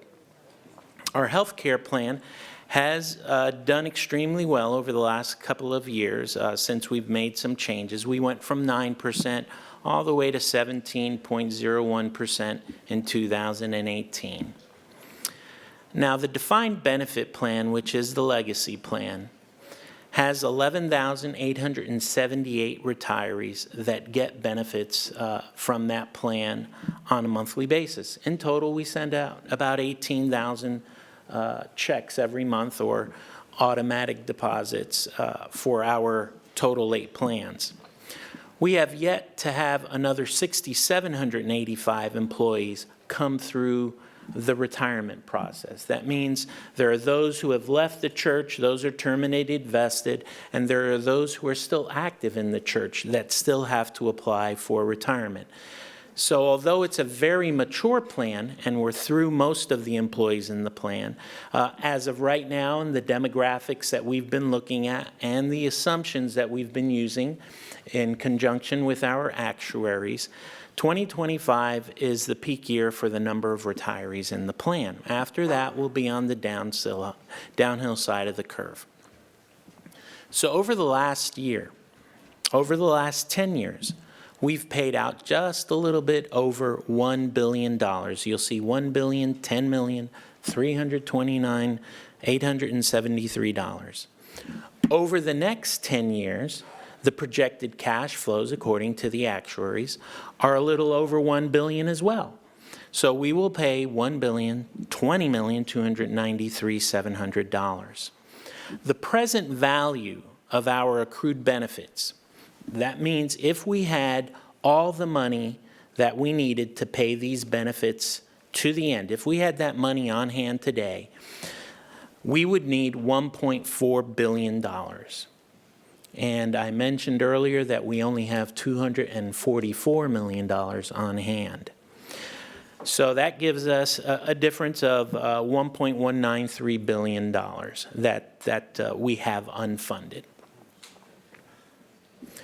What are the exposures with having such a huge liability? I'd like to go through these 4 exposures that we have. The first one is investment and market risks. Since we don't have a lot of money in cash, we do have that money investment. We use it as our reserve. We have a 3-year policy that was set when the General Conference managed the plan long ago, that we would have 3 years on hand. We have a little over 2 years on hand right now. That investment is subject to market volatility, and I'll show you a graph in just a few minutes that'll show you some of the volatility that we experience. The next is the funding contributions risk. Why is that a risk?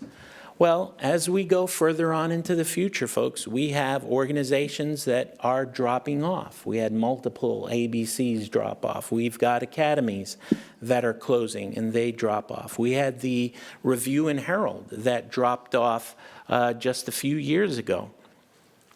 And one employer that pulled out last year out of the plan and left from being under the umbrella of the church. As the pool of employers gets smaller, that smaller pool of employers still has to bear the unfunded liability. And so that makes it just a little bit tougher on all of us. And then the last risk that we face is longevity risk. What happens if people live longer into the future? Well, that means their payments will go further out into the future. I have one of the employees in our department who likes to share with me that her grandfather has been on the plan for longer than he worked on the church, for the church. And that's great, folks, right? But that's what you call longevity risk. So I want to share just a few graphs and give you a picture of these 4 exposures that our plan is subject to. Here's what that $1.5 billion I picture as, this big rock over us. And it really is a burden, right? Think about it. $1 billion over the last 10 years. Another $1 billion that you'll pay over the next 10 years. Think of what that money could go for. And when we have fewer employers, we're struggling under the burden of continuing to fund that plan, and it's a struggle. Here are our investment returns, and you'll see there that in 2009, because of the market volatility, we lost on paper, 50% of the value of our investments. Now, thankfully, that's bounced back, and over the years, we've been able to get it up. But if you look at the markets, it's a constant wave, a constant up and down market, and you want that trend to be going up. We've kind of been seesawing in the same range over the last few years, and through this year through 2019, we've experienced a 10.88% overall average return on investments, and that's good. That means some plans have had a little lower and some plans have had a little higher return. But this is what you expose yourself to the longer you have funds invested. And then we have regulatory risks, legislative and regulatory risks that we need to be aware of. These are three very recent headlines in three major news organizations, the Washington Post. This nurse worked more than 30 years at the same hospital, but then the pension plan went bust. The New York Times, and this is a loaded headline, folks, faith in a hidden paycheck that could vanish for good. The faith is targeted at faith-based institutions, folks. Make no mistake about that. And then the third headline from NPR News, why is there nothing left? Pension funds failing at Catholic hospital. All three of these are religious organizations that are not subject to the federal ERISA laws, meaning that they need to be fully funded, and if they're as they participate in ERISA, they also pay into what's called the Pension Benefit Guaranty Corporation, so they pay insurance premiums in case something happens to the organization and the funds, then there would be insurance to cover that. That's not the case for our plan because we're not subject to ERISA. And then the last one, and this is kind of a little somber, this is the longevity risk that we talk about. What if retirees live longer and we have to pay longer? Unfortunately, I'm here to tell you this morning that in general, that is not the case for our church plan. In fact, our mortality is much higher than the tables that we use, which are based on the mortality of the general population, and in particular, those who live a little longer. And so, as we look at these, I'm going to go through this table real quickly with you. You'll see there that in 2015, it starts from the bottom, we had 358 expected mortalities according to the tables, but we experienced 504. In 2016, we had expected mortality of 344, and yet our experience was 524. You'll see 2017 over there. Expected deaths of 350, we experienced 551. And in 2018, we had expected mortality, according to the tables, of 342, and we had actual mortality of 585. If you look at the totals, that's 157% over the expected deaths according to the tables. So, our Adventist lay people are living long, and we have those blue zones. We know Loma Linda is one of those blue zones. But our Adventist employees are not living as long as the Adventist lay people. There are reasons for that.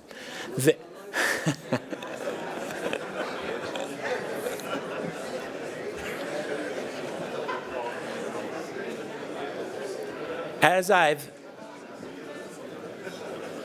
I have shared before, these retirees don't develop health problems after they retire. They develop health problems before they retire. So they go into retirement not doing well, and their life expectancy, therefore, ends up being much shorter. So, sombering statistics. All of that kind of leads us to go back to our actuaries. And I'm going to go, let's see if I can go back just one. We've been talking with our actuaries about that, and based on our actual experience, what we could do, whether we should look at different assumptions. We've talked to our investment consultants and whether we should be taking as much risk as we currently are. And they came back with some interesting data for us. The recommendations were that we change from one mortality table to another that actually reflects our actual mortality experience. I'm going to say this very quietly. That actually helps the plan. And wiped off about $261 million of liability off the plan because people are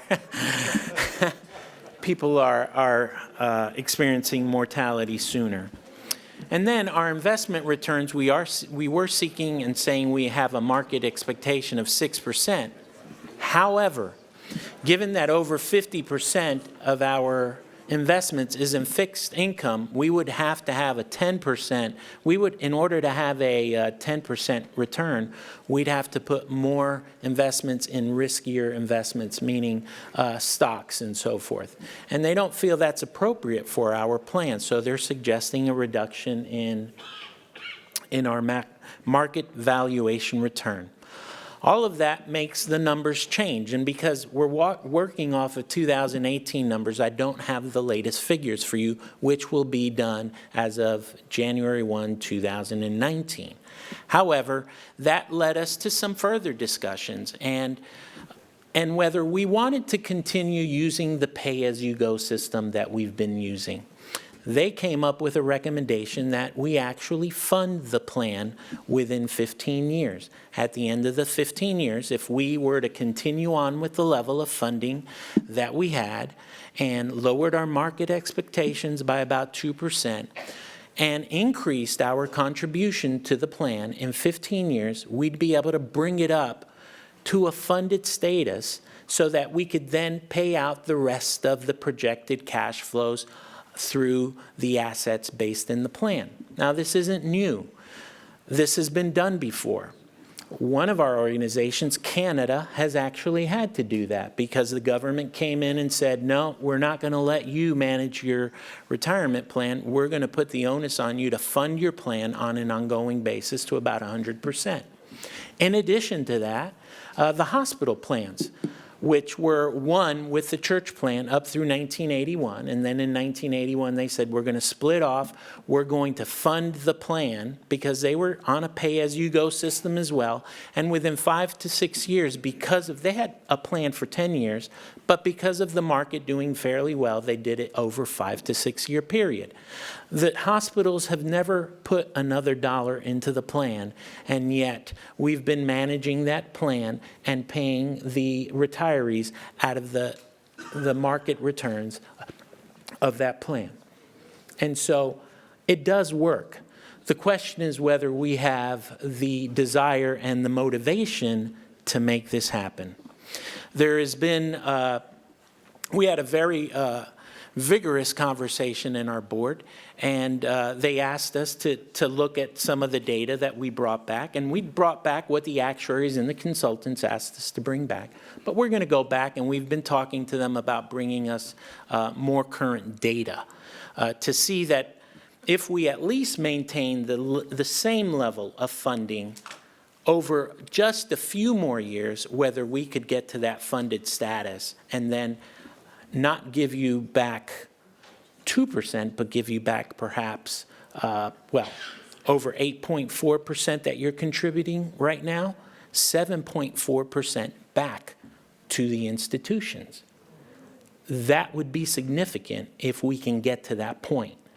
Our fear, of course, is that you have those 4 exposures over that period of time. And the longer you go out, the longer you are exposed to market volatility, legislation, and funding risks. So it's something that I don't want everyone to run up on the mic to. It's something that we have put out there, and we'd like to continue talking with you about over this next year to see if that's something that you see wisdom in.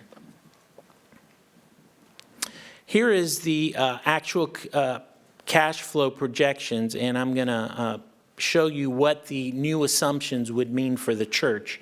So this is our current assumptions right now that we're using. 6% rate return, the mortality tables that we're currently using. By switching over to a new mortality table, and that means less risk, the plan pays off sooner.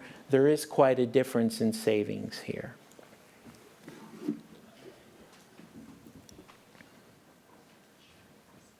I'm going to go on. Just a few more asset trends for some of our organizations. And this is what it looks like overall. We manage or administer about $2.5 billion in funds for all the plans. That's the church retirement plan, the church health care plan, the church retirement, the hospital retirement and hospital health care plan, as well as the defined contribution plan. And Loma Linda Foods, Guam, and their defined benefit and defined contribution plan. These are the funding percentages for the hospital plans. They're fairly well funded. They all took a dip there at the end of 2018. We had one tweet that pulled the market bottom out from under everybody, and but we're bouncing back. These are the assets of the Adventist Retirement Defined Contribution Plan. So there's just at the end of 2018 about $1.4 billion. It went down because of the market downturn. That has come back up, and I think it's edging closer to $1.6 billion now. Right now, and we hope that we can see that through to the end of the year. So the plan to have our retirees save and prepare for retirement has been working. In addition to that, we initiated a Do the 7% campaign to get everybody up to a 15% contribution that we really feel will help our retirees be prepared as they go into retirement.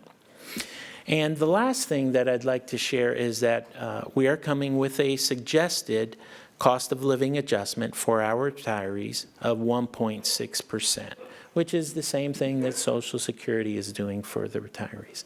That is my report. Thank you very much, Ray. Thank you, Ray, very much.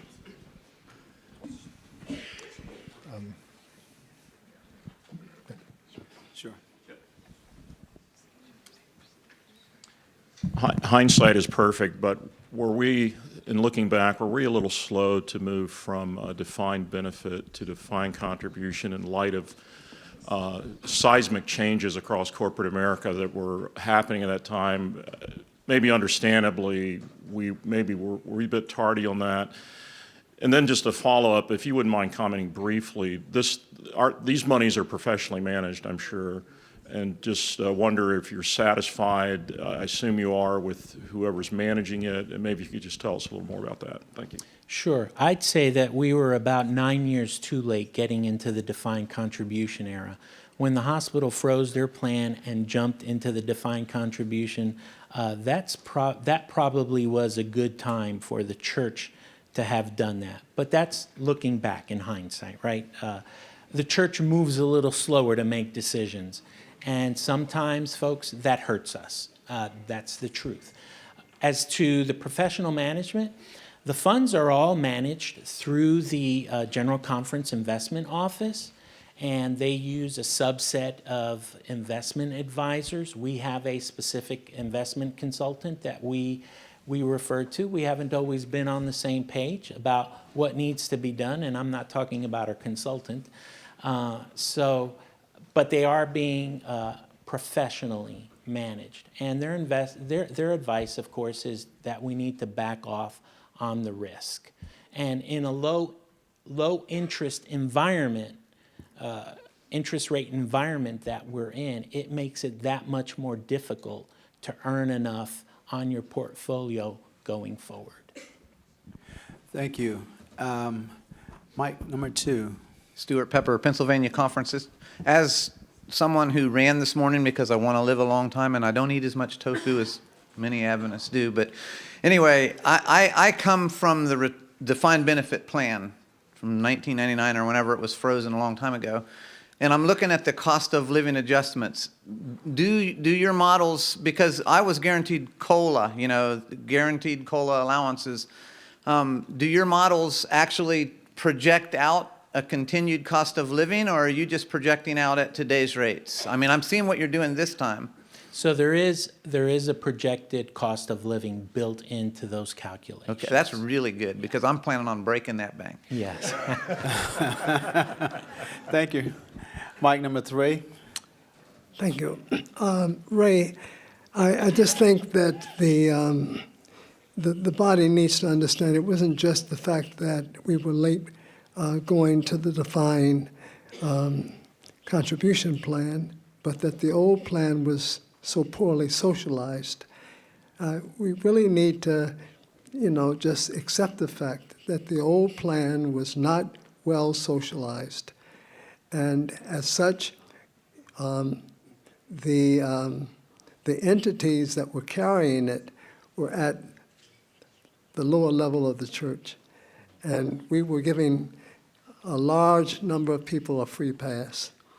And it's not just that it was carrying that heavy weight, but we didn't have the socialization that would have made it sustainable. And I think it was just providential when we took that step to go with the defined contribution plan.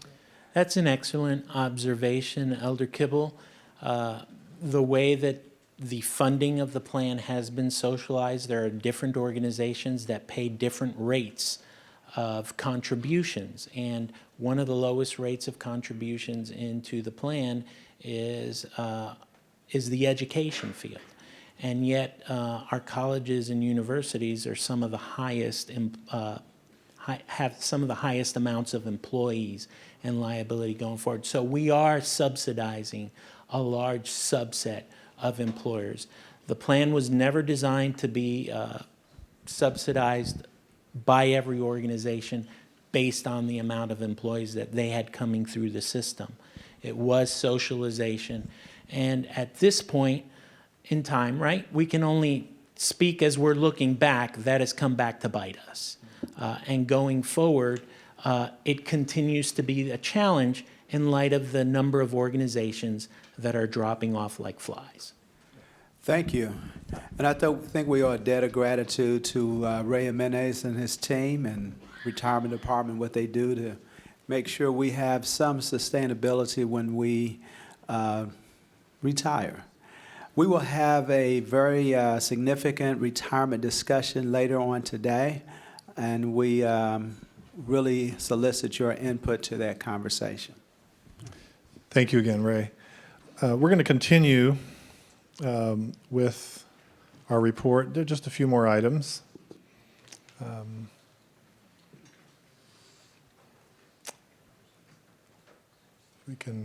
There we go. Okay. We're going to talk about investments briefly. The North American Division has, as I mentioned earlier, about approximately $40 million on the investment line on the balance sheet. All of those funds are invested with the General Conference, and I asked Tim Aka to share a report. I'm sorry this print is so small, but the basic message of this is it kind of gives you the asset allocation that we have there, about 62% fixed income and about 38% equity. We follow some very stringent investment policies that are provided by the General Conference. We make sure those investment allocations are followed. And the message on this slide really is this is a year-end description of investment performance. And as Ray mentioned earlier, we had a little bit of a downturn at the end of 2018. You'll notice we had a paper loss there of 2.2%. But as we go forward through September of this year, you'll notice that we have a year-to-date through September of 7.9% increase. Again, a paper increase at this point.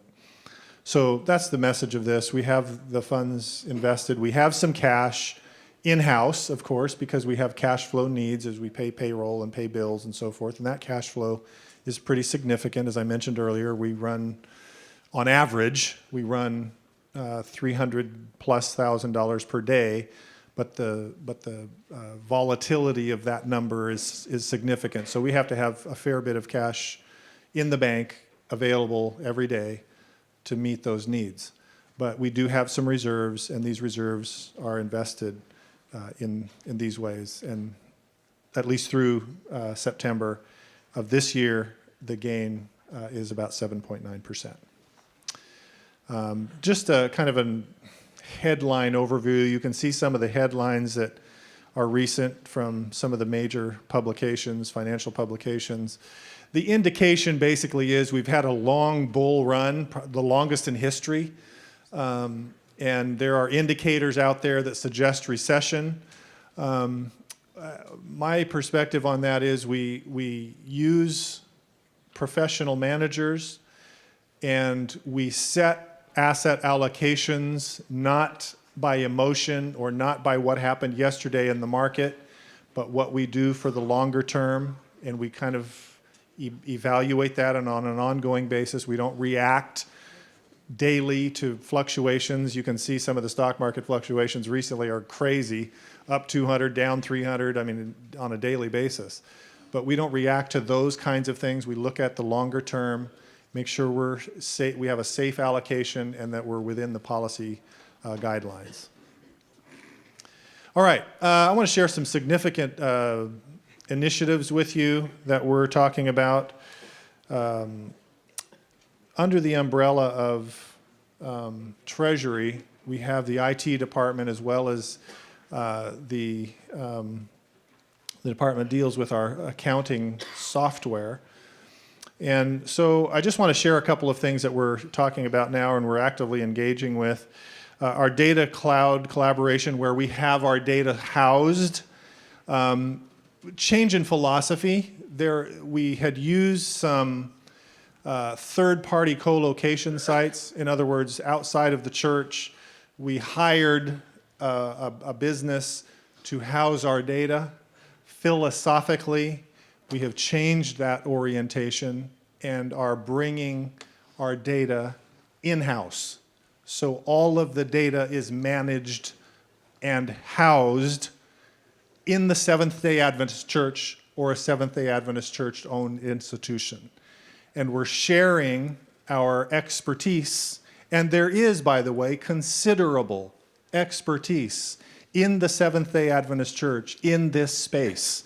I will give kudos to our director, Richard Stevenson, who is an outstanding IT professional and runs our department in a hugely beneficial way. And we have many like him across this division, and we are leveraging that information and that expertise to manage our data properly and safely. So we are using 5 different geographical locations, again, Adventist institutions. Because we don't have to pay for this service outside of the church, we're saving scores of thousands of dollars, more than that probably. Not that we aren't recognizing the expertise of our fellow organizations. We do. It's kind of a shared resource. We're sharing expertise. We're helping them. They're helping us. And that's a benefit to the whole church. Adventist School Pay. We're serving right now approximately 180 institutions across the North American division. We are 100% in our NAD data center now, as opposed to, as I mentioned earlier, a third-party co-location site. That is saving us $40,000 a month to do that. So, plus we have much more rack space. We'll have much more rack space available.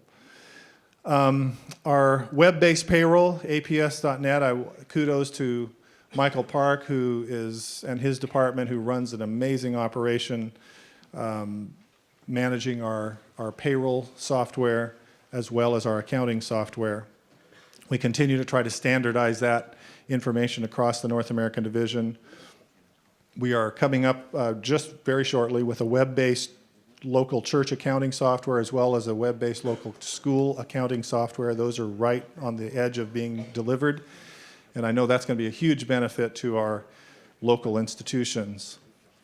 Adventist giving. How many of you have participated in Adventist giving in some way? Wow, so that's a good group of people.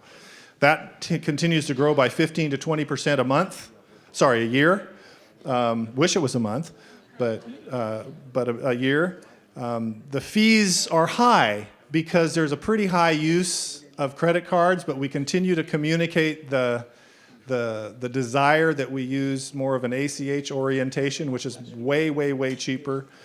We're orienting our software and the look of the home page to kind of help people understand what those costs are and to push them maybe toward an ACH process. But we look at fees. We're trying to manage those fees. Even it's low as it is because we do it so well. We're managing it very well in-house. But those fees are still significant, and we want to make them even lower. We're also working on some metrics, going kind of to Robin's presentation earlier.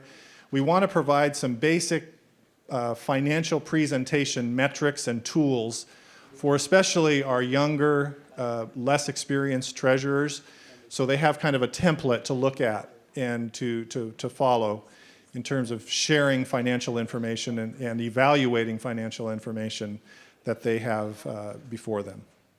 So those are some of our initiatives as an FYI. Mr. Chairman, that concludes the main portion of my report. We have a couple of other items, but I would move that we approve the 2018 and year-to-date 2019 financial report as presented. Okay, we've got a motion, seconded. I think in the record it would be to receive because it is unaudited. Am I correct? The 19 portion is, yes. Right. And we already recognize the audit. Okay. We already recognize the audit So- portion. So yes, not to Okay. approve, but to receive, yes. Okay. And it has been seconded. Any comments or questions? Further? Yes, sir. Mic number 3. Hello, Kenneth Choi from Andrews University. Question that I have, I saw that you guys have mentioned the consolidation of data cloud services.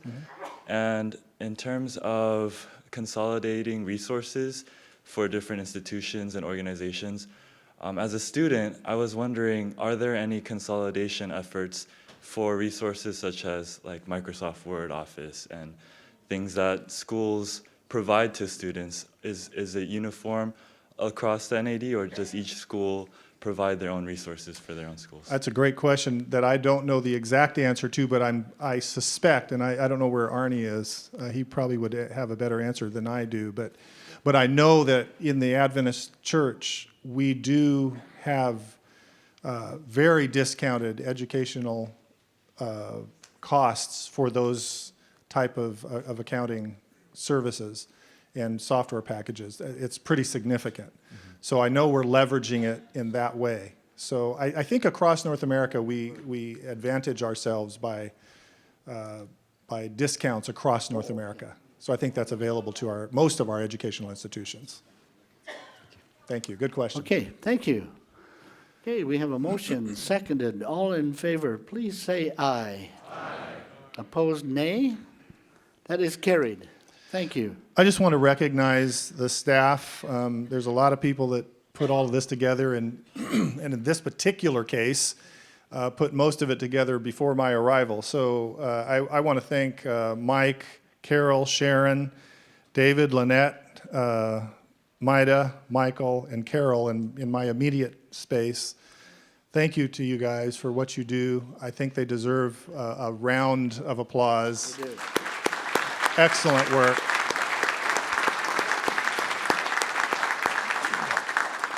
And of course, I again thank Tom Evans for the excellent work that he did that I get to report on today.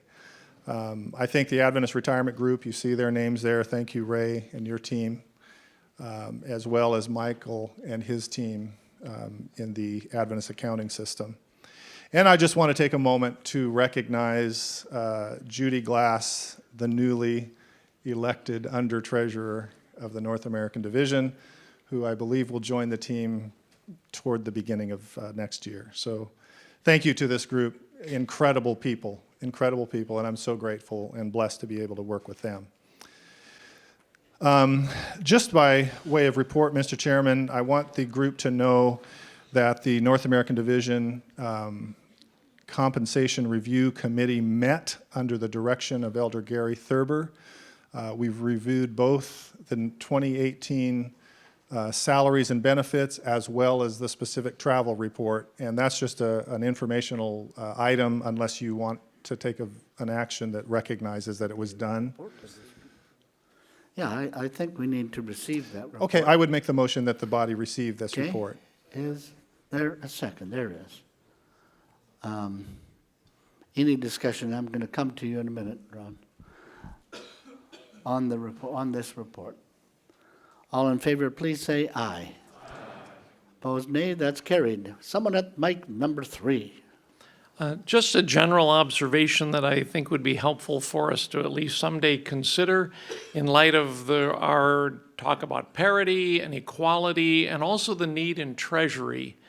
It is interesting that in the North American division, anyway, that's all I know, we do pay for the master's degree for our pastors and our teachers.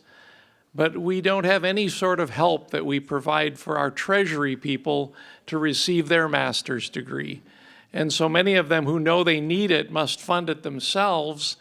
I realize we're all short, but it just seems unfortunate that we are treating our treasury people, it seems, unfairly with the expectation of advancing their education as well.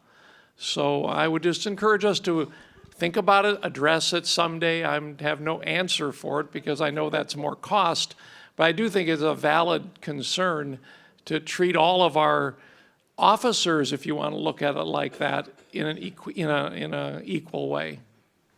I think that's an excellent point, Ron. Thank you, and we need to record that so that we can remember it. And the only ones I see nodding their head are treasurer people. The rest are being kind of a little hesitant. Elder Bryant came up with a solution. He said the reason the treasurers don't do it is they don't want to spend the money. So It's in our DNA, as I can't help there you ourselves. go. Okay, please. Thank you, Mr. Chairman. Very important part of what we're doing today is our budget assumptions. Now, you should have received the budget electronically ahead of this, so I'm not going to spend a lot of time going over a lot of individual numbers. But there are some budget assumptions that are in the budget that I want to make a special note of. The first of which I think is a very important item. We are budgeting or basing our 2020 budget on 98% of 2018 tithe. Now that's important because, why do you think? Tithe in 2018 was what? Really high. So for us to budget at that same level would be a little challenging, in my opinion, in Mike's opinion. So we're backing that down to 98% of what we received in 2018. Again, the 8-year projection, the 8-year glide path of the tithe change will be fully implemented in 2020, and that's recognized to get us to 5.85%, from which we will move in the new direction in 2021 that we talked about yesterday. And again, that is also recognized at the local conference level in their remittance as well. There is a planned, and we'll talk about this momentarily, Mr. Chairman, in very specific terms. We are recognizing a 1.6% salary increase, again, pending the vote of this body. That is built into the 2020 budget.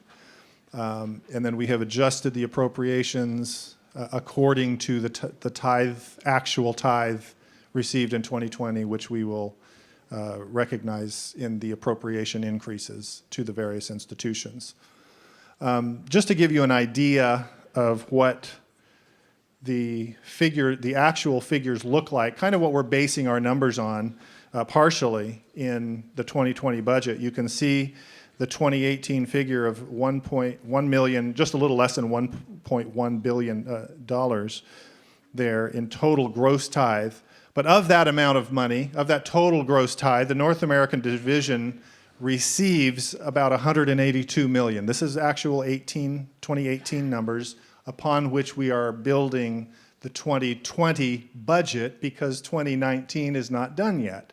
So we have to be a little conservative and use 2018 figures. So of the total amount of $182 million plus that the North American Division receives, you can see the breakdown there of what goes to various other institutions and then what the North American retains for its operation at the bottom there of $34 million. That was actual 18. Now, of that $34 million that we receive for our own operation, this is what happened in 2018 with those dollars. You can see the various expenses there that we cared for within our own operation here at the North American Division office. And then here's a graphical breakdown of what the 2020 budget looks like. It's very similar in its orientation percentage-wise compared to what happened in 2018. You can see the various areas there that are addressed in the budget. Again, it looks very similar. The budget is based on, and you can see there in the lower left corner, is based on a little less than $175 million. 18, what was the number that you saw? 182 million, right. So we're being conservative there in terms of the amount of resource that we're allocating. And then here's a description of the portion that the non-tithe funds that we allocate out to the different organizations, the largest portion of which is for K-12 reversion. That money gets sent straight back to the unions and then to the conferences. Okay? So, Mr. Chairman, based on the fact that we have sent out the budget ahead and these few pieces of information, I would move that we receive and approve the 2020 budget as presented, recognizing that there are going to be some adjustments due to actual year-end figures. We're not done with 2019, and that plays into our 2020 budget, as well as other minor changes that might be necessary for NADCOM to make, and we would only do that at their behest. I would make that motion, Mr. Chairman. Okay, moved and seconded. Didn't you love the language at the end? That was kind of neat. I liked that language at the end for adjustments that we may make. And, you know, the treasurers are very careful, right? You know, no, but seriously, you have to have, that's a good statement to have, because otherwise you vote a budget and then you come back and you discover it was different. Not recognizing the accommodations, the adjustments, the things that were added. So this is not talking about a wild deviation from the budget, but it is talking about budget adjustments. And thank you, Randy. Any comments or questions? Yes, sir. Mic number 3. Looking at the pie chart that was shown on the screen, it said that the amount of tithe or money or percentage that's given to the GC is 61.75% to the GC. Once you come into the parity situation, what percentage would that be that's going to be sent to the GC? If you could put the slide that I'm talking about. Yeah, let me see if I can put that back. That one. If you notice that 61.75% goes to the GC. That's millions of dollars. No, that's dollars. Dollars. Yeah, it's not percent. Okay, $61.7. Yeah. The percentage, right? Well, Or let's- starting in 2020, the percentage of our tithe that we send to the General Conference will be 5.85%. So how would that be translated in this chart? Mike, what's the dollar figure? It's yeah. And now it'll be 61.75 based on 98% of that. Okay. So the change, I think, well, if you do the math, we get about a trillion, I wish it was a trillion. Okay, you're good. Praise the Lord. We get about $1 billion. Yeah, we would have no more trouble. We wouldn't have this meeting, I'm pretty sure.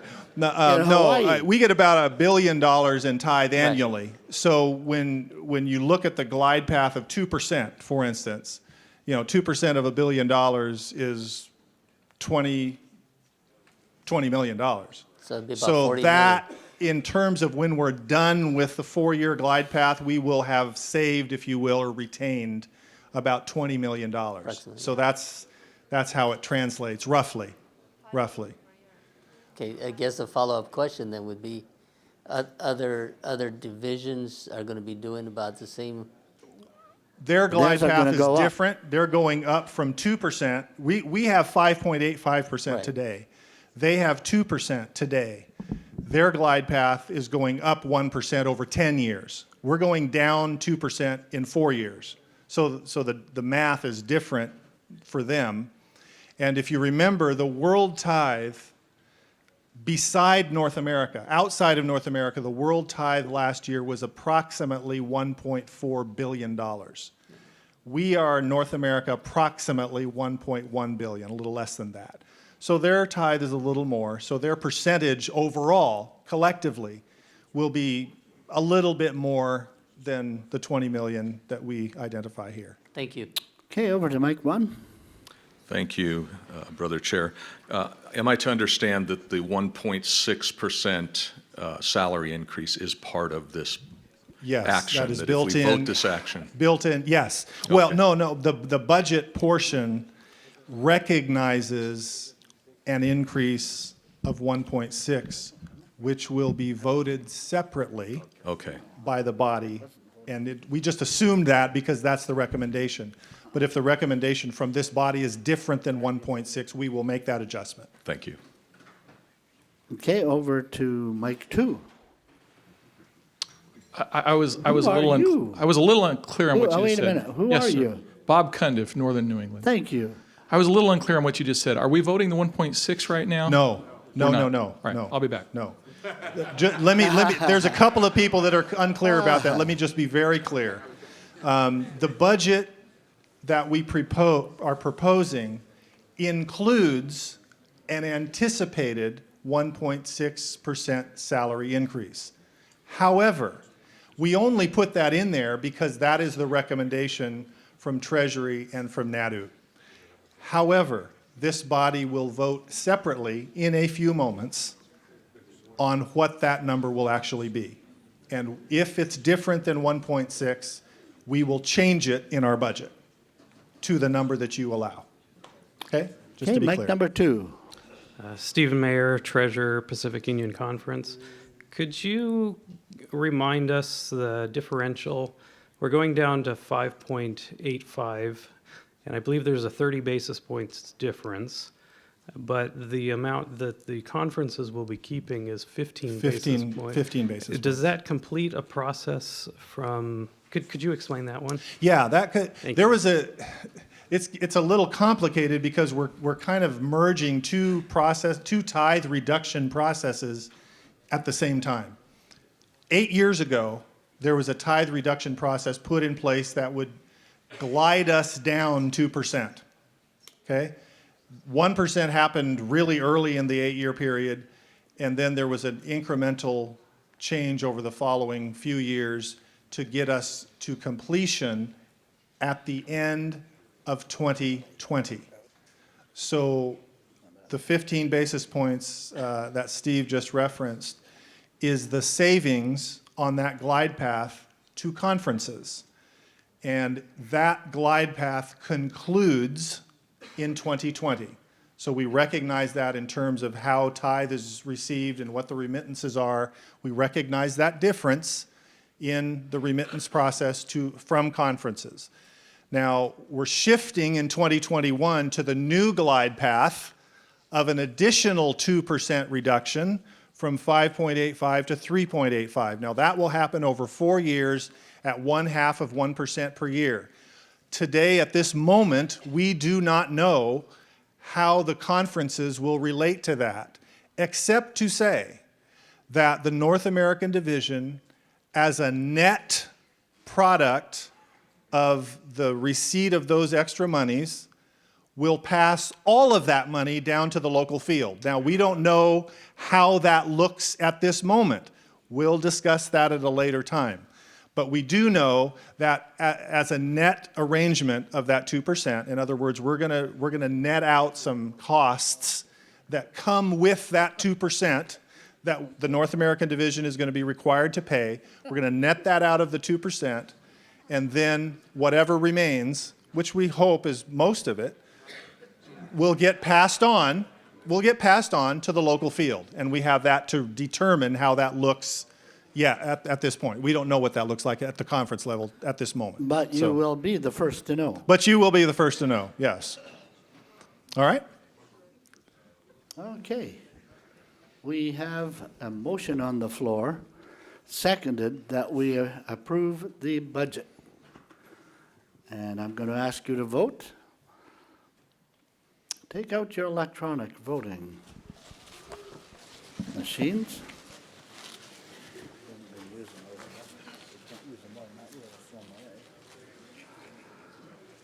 And, right. Okay. And are we ready? We are ready to vote anytime you wish. A, yes. B, no. C, I don't give a rip.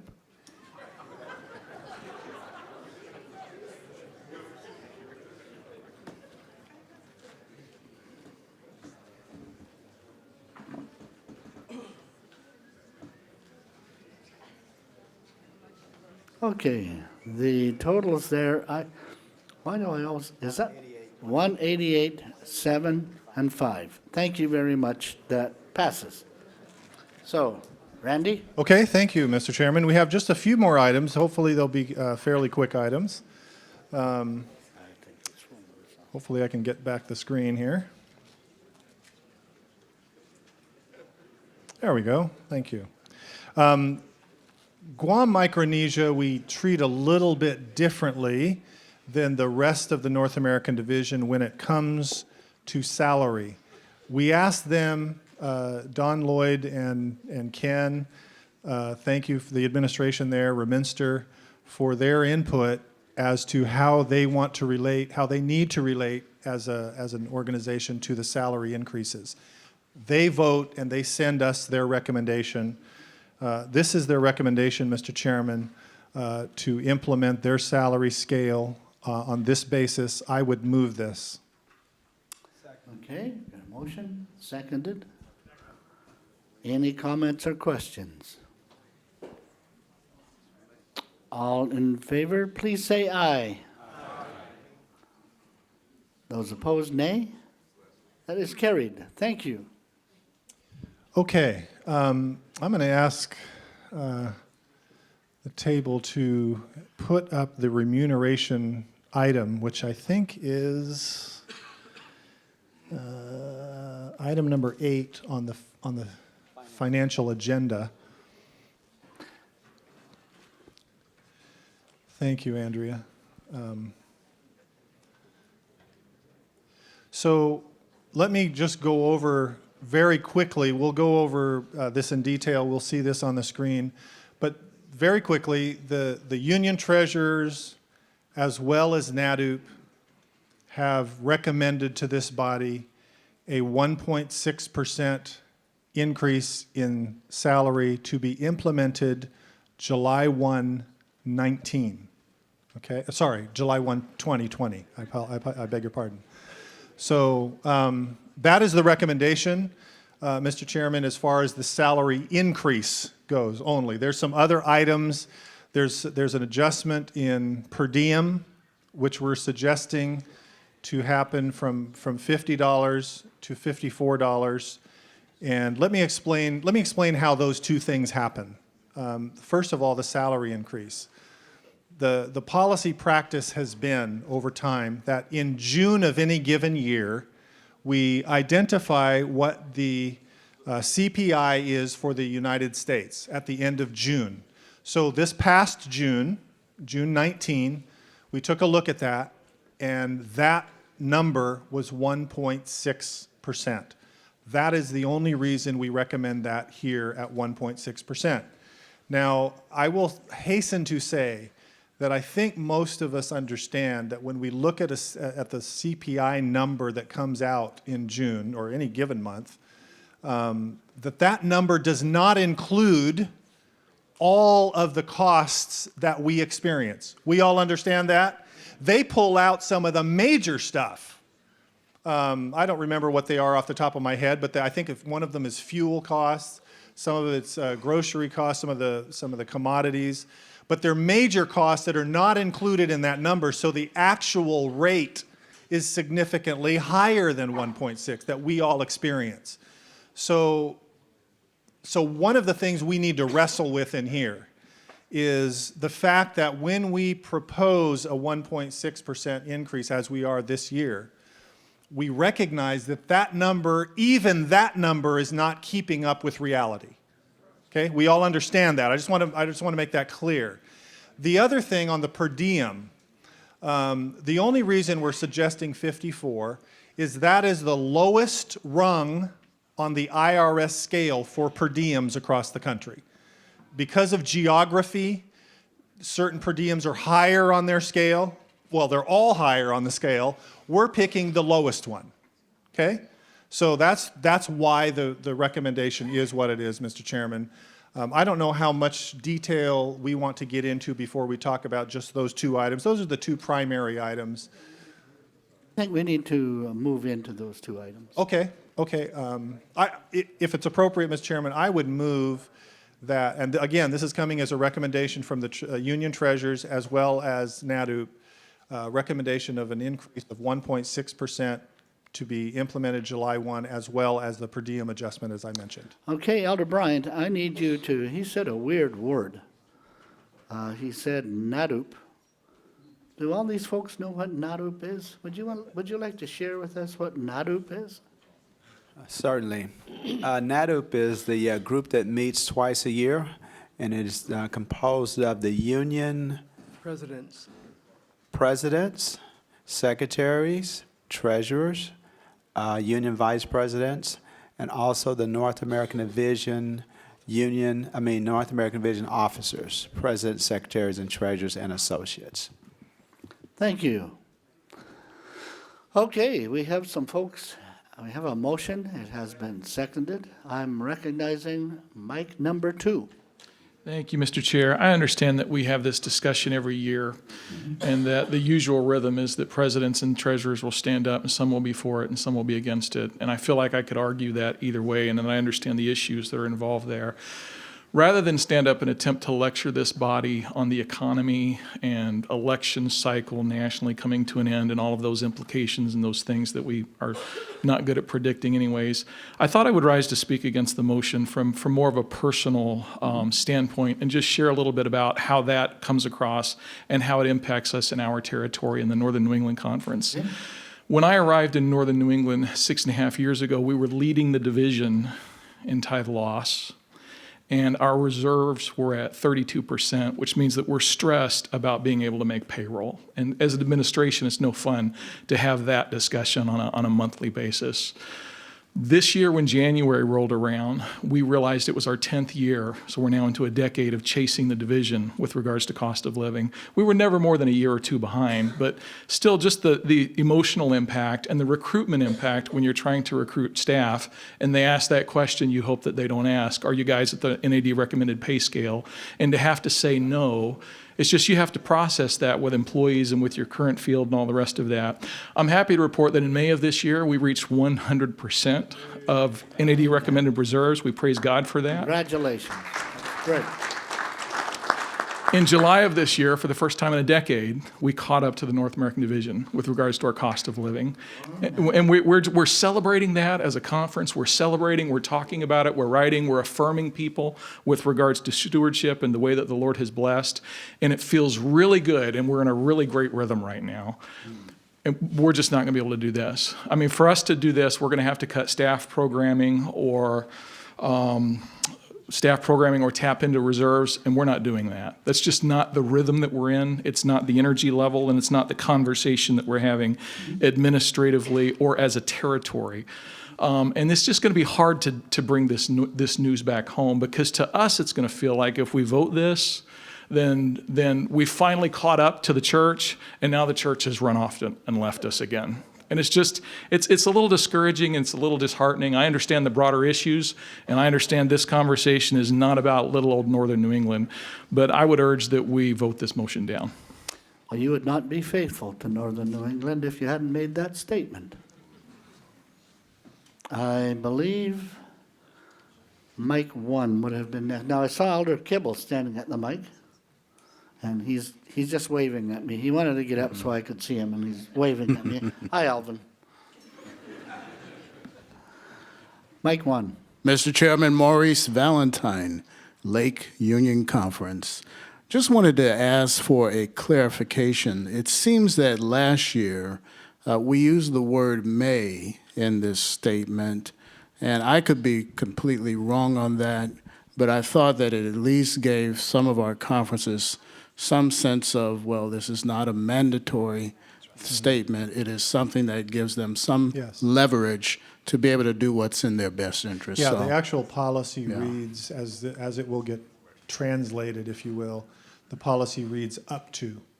okay, up to. Yeah, All right, it's thank you. on the screen.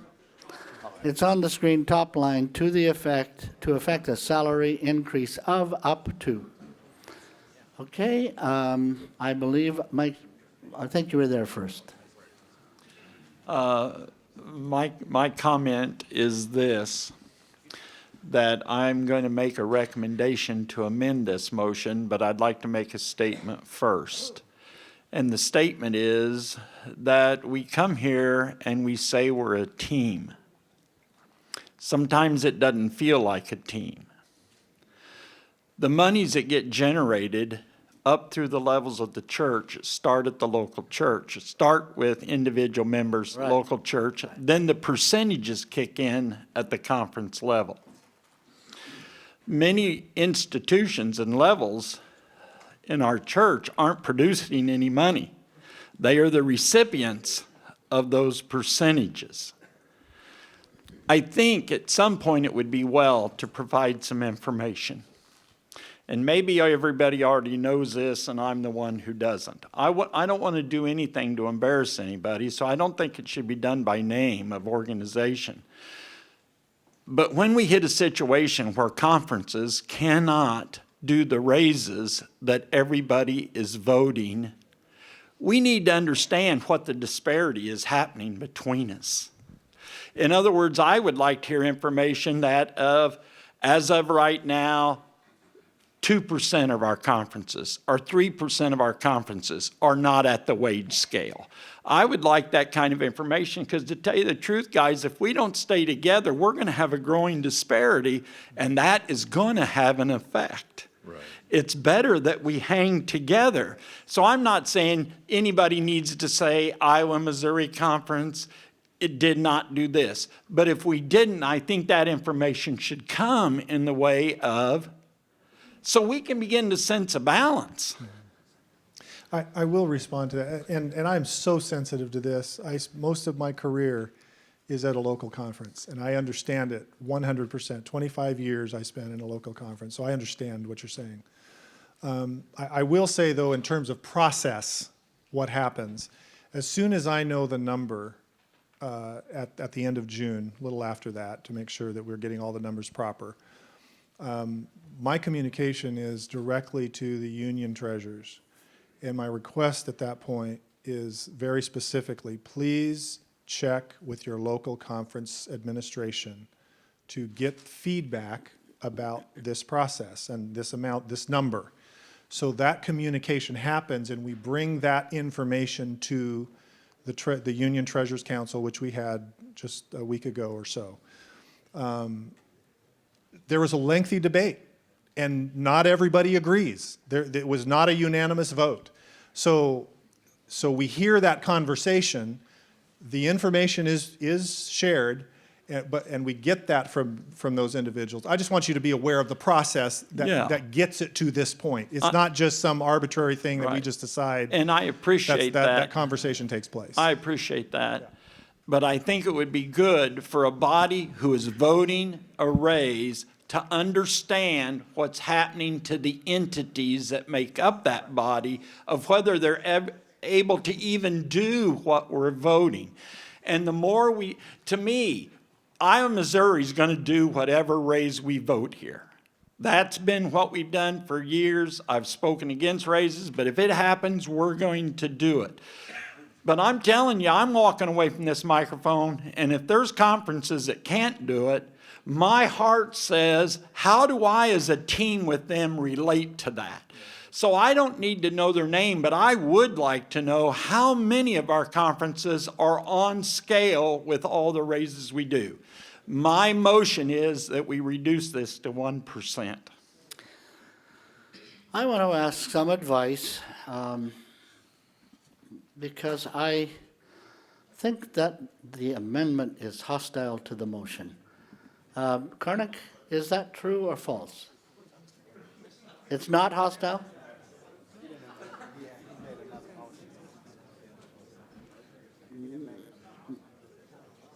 No, he made an amendment that we changed the number to 1% from 1.6%, okay? Thank you. So I will accept that amendment. There's a second to the amendment. For those at the microphone, are you talking to the amendment? My comments can be both, either one. So I'll speak to the amendment. Okay, Then- but make sure it's specific. Yeah, I'm Thrusto Thordarson, from Indiana Conference. I speak as a pastor here. Most of the members of this committee are administrative level. We need to keep, there are two things I want to make a statement. First of all, our pastors in the last year, because of tax changes, lost between $4,000 and $6,000 in salary in 1 year. That's about $500 per month. They're hurting. We have to keep that in mind. The second point, if we truly believe what Apostle Paul said about having attitude of Christ, and we believe in the theology of servant leadership, we really should make not just a level 100% salary and adjust for this, but we should really make the pastors with 2 churches have a higher salary than administrators. The one with 3 churches should have a higher salary than that. We should recommend the ones that have the most churches are Okay, the folks, hardest let him working. speak. Let's cut the This chatter. approaches, this addresses the issue we're doing now. We're talking about motion of reducing from 1% increase from 1.6 to 1%. We're talking about pastor salary primarily. We have to think about them and make changes so we can provide salary for pastors and take care of them. Thank you. Keep that in mind as we vote on these. Okay, thank you. Is this Sorry, for I the just wanted amendment? to, I just wanted to take a second to just, the emotions in this room are high right now, but let's just remember that we have God on our side. So let's just say a quick prayer before we continue. Dear gracious and heavenly Father, we are all humans, and because of that, we all have our own opinions. Lord, I pray that you please help us to remember that we are here just for you, not for ourselves and not for anything else. Lord, please help us to focus on your mission and not our own. In Jesus' name I pray, amen. Amen, thank you. Let's go to mic number 1. I think you were next, Dan. Mr. Chair, we're still speaking This to is the on amendment. Yeah, you're not speaking to the amendment, right? I'm addressing it, yeah. Not specifically the decrease from 1.6 to 1%. Okay, then you'll be first on the next list. The chair will have to make that. Are you speaking to the amendment, Elder Kibble? Mr. Chairman, I think you're going to have to make that determination. No. Yeah, after that. That's very clever, Alvin. I appreciate that. I say that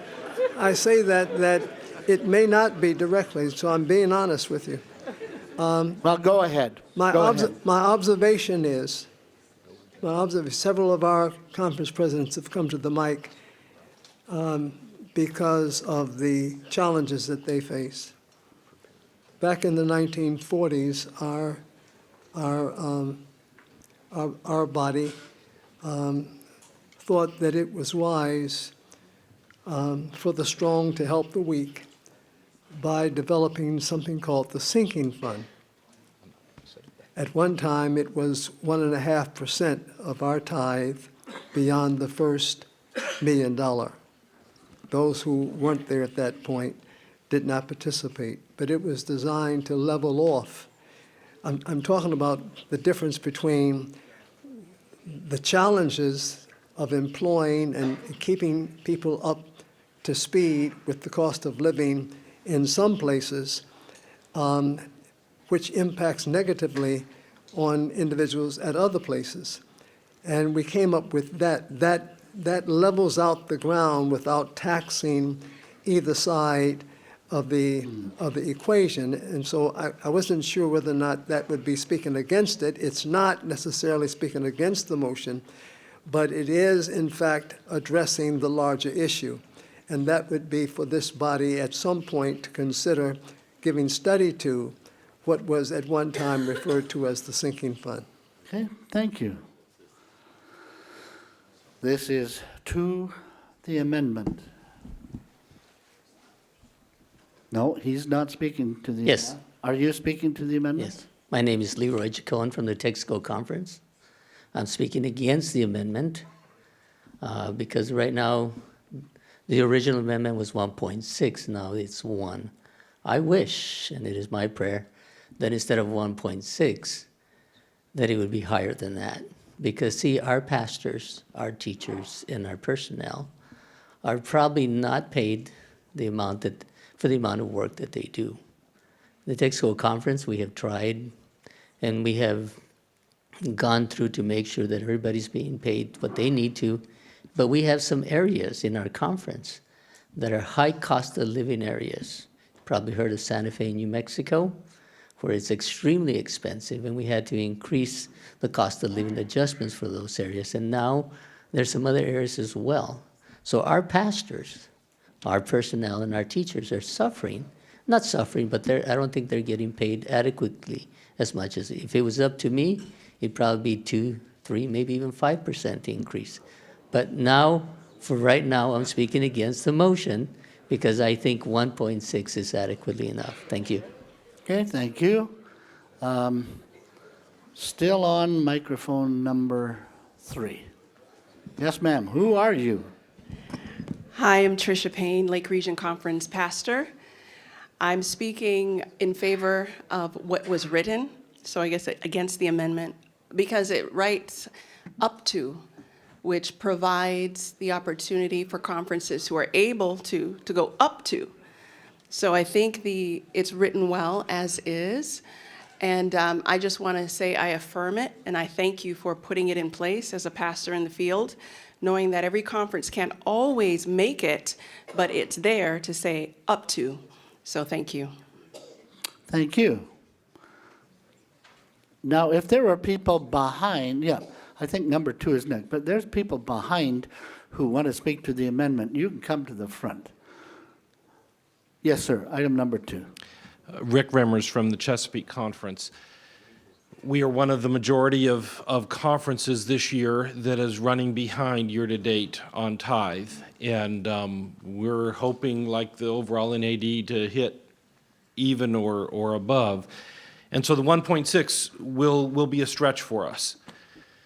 But I think of some of our pastors, particularly our younger pastors, who have come out of school and they have school debt, they have families, they're trying to work out housing. Some of them are supportive of Adventist education, but it flatly is not an option for them and their children, even with the education allowance. They need all that we can provide. And, we try and move them along the scale as expeditiously as possible in maintaining fairness. But they need all that we can provide them. And so, speaking on behalf of those pastors, I would speak in opposition to the amendment. Thank you. Are you on the amendment? Yes. Okay. I have a question. What is that? Is that called a point of order? My name is Keith Bowman. North American Division. So my question is, do administrators get a higher percentage than field workers? A percentage, you mean of this kind of thing? that we're Well, talking like, about right does now? this apply, this like works for the field, but it also increases administrators as well? It increases everybody, Yeah, correct? it increases everyone. And does the field top out at a lower rate than administrators top out?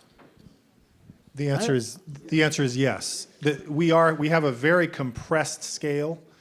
Let me start at, what we talk about here is 100%. Somebody sits on it. 100%. That's kind of standard across the North American Division. I believe pastors right now are standard at 102. That's kind of the standard rate. Administration clear up to the General Conference, I think, goes up to 120. Elder Prestall? 125. 125. So the General Conference president is at 125 relative to what I just mentioned. So it's not, the disparity is not massive. It's quite compressed. So, but good question. The answer is yes. Can I add then something to that? I do have a number of friends my age who are in the field working, and it's difficult for them to pay all of their bills, especially with the higher costs of education and things like that. It seems to me, no offense, and I know that this won't be taken well because we're in a room of administrators, but it seems to me like this should be flipped upside down. The field should get up to maybe 105, because I know that you're not going to be able to pay that ginormous amount of people a 125 percentage rate. But then administrators should be receiving a lower amount. And I'd be the first person to say, you can take mine salary increase and put it towards pastors in the field. Thank you for your point. Okay, next, item 3. My name's Matt Cook. I'm just You're speaking to the amendment. Yes. I'm a layperson from Iowa, Missouri. I think the amendment's a good compromise. When we have tithe that is even or down, that's telling us our members or our givers are struggling, and they're not making as much money as they did last year. And to give raises to everyone when the members are struggling, I think sends the wrong message. Okay, appreciate your comment. To the amendment? It is. Okay. I'm not sure this is supposed to be, and it won't be decided by the conference presidents in the room, me being one. I've served, Steve Haley, Nashville, Tennessee, Kentucky, Tennessee. I've served in 2 conferences, one of which arguably is one of the strongest financial conferences really in the world field. Now I'm serving in one of the lesser tribes of Israel in the Southern Union with finances that reflect that. I understand that this recommendation each year is tied to CPI. CPI at June. So I think it's helpful to remember that some years back, we tried to address an increasing disparity and gap that was just getting wider and broader between what we were paying employees and that CPI. And I understand, at least from this slide, we're still behind in that. I understand well what my friend Bob and Dean and others have said, that these COLAs are tough. Last year, I think it was 2.9. And that was a really big one, and we wrestled with that. And I think my own vote last year would have been to not go that far, because that was a deep impact on budget. But in recognizing that we try to make up that difference, and we are challenged to keep and retain good people. We've always assumed that people will serve the church and the denomination because of commitment and zealousness to the cause, and receive sacrificial, we remember that term, wages. And it could be argued that that's still in play, though obviously the Lord takes good care of us through the system we have in place, through the faithfulness of our members. But I would stand in opposition to the amendment as well, to say if in my territory it would even mean cutting somewhere, I want to preserve for our employees a COLA that at least keeps them in the race with this CPI index. To do less than that continues, I think, to impact morale. the ability to recruit and retain quality people, and is just not the way that I would choose to go. And finally, the disparity between field workers and pastors and administrators, and most of us are conference presidents, longtime pastors, called to do this work. I think I would say, at least in maybe a little bit of a defensive reaction, there are many days when we'd love to give back to pastors the $200 extra a month if they want to assume the same responsibilities, said respectfully. Thank you. Okay, to the amendment. Yes, I have just a question, if it's allowed. Marcia Moore, Allegheny East Conference. Are conferences allowed to give bonuses to their employees if, for example, there's a windfall or the conference is doing really well in a given year? Not by policy. That doesn't mean they don't do it. The reason that I said that is that we do have some conferences who have done it, and I know that. So I wasn't being flippant. I'm going to take one more person. Are you on the amendment as well? Okay, two more people on the amendment, and then we're going to vote and go back to the main motion. Yes, ma'am. I have a question. Under the new labor law that's effective in January of 2020, how does that play into this? I believe you're referring to the law that moves the exempt salary Yes. from where it is to a higher number Yes. to be qualified as an From the 400 plus exempt. to the 600 plus? There are two different conversations.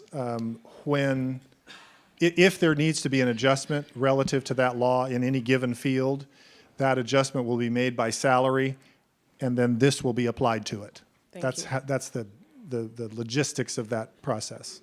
Thank you. Thank you. Yes, Mike, two. Yes, Van Dion Griffin, North American Division. Mr. Chairman, I'd like to move the previous question. All right.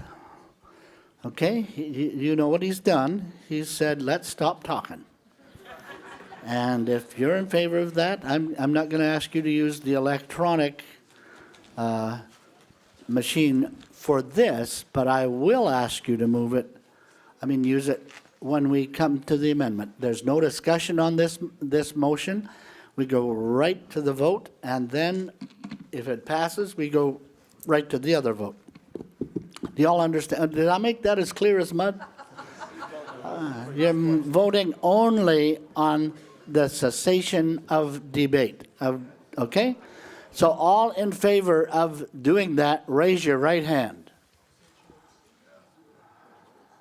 Okay? Those opposed? Okay, that is carried. Take out your electronic voting machines. Should make a song up about that, you know. I was using my electronic voting machine. It was working so well. Then somebody stepped on it. Now it doesn't work.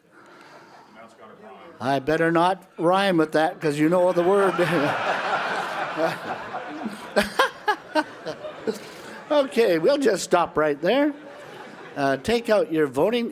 What you are voting on is the amendment, which would change the percentage from 1.6 to 1%. A, yes, B, no, C, whatever. Okay? Please proceed to vote.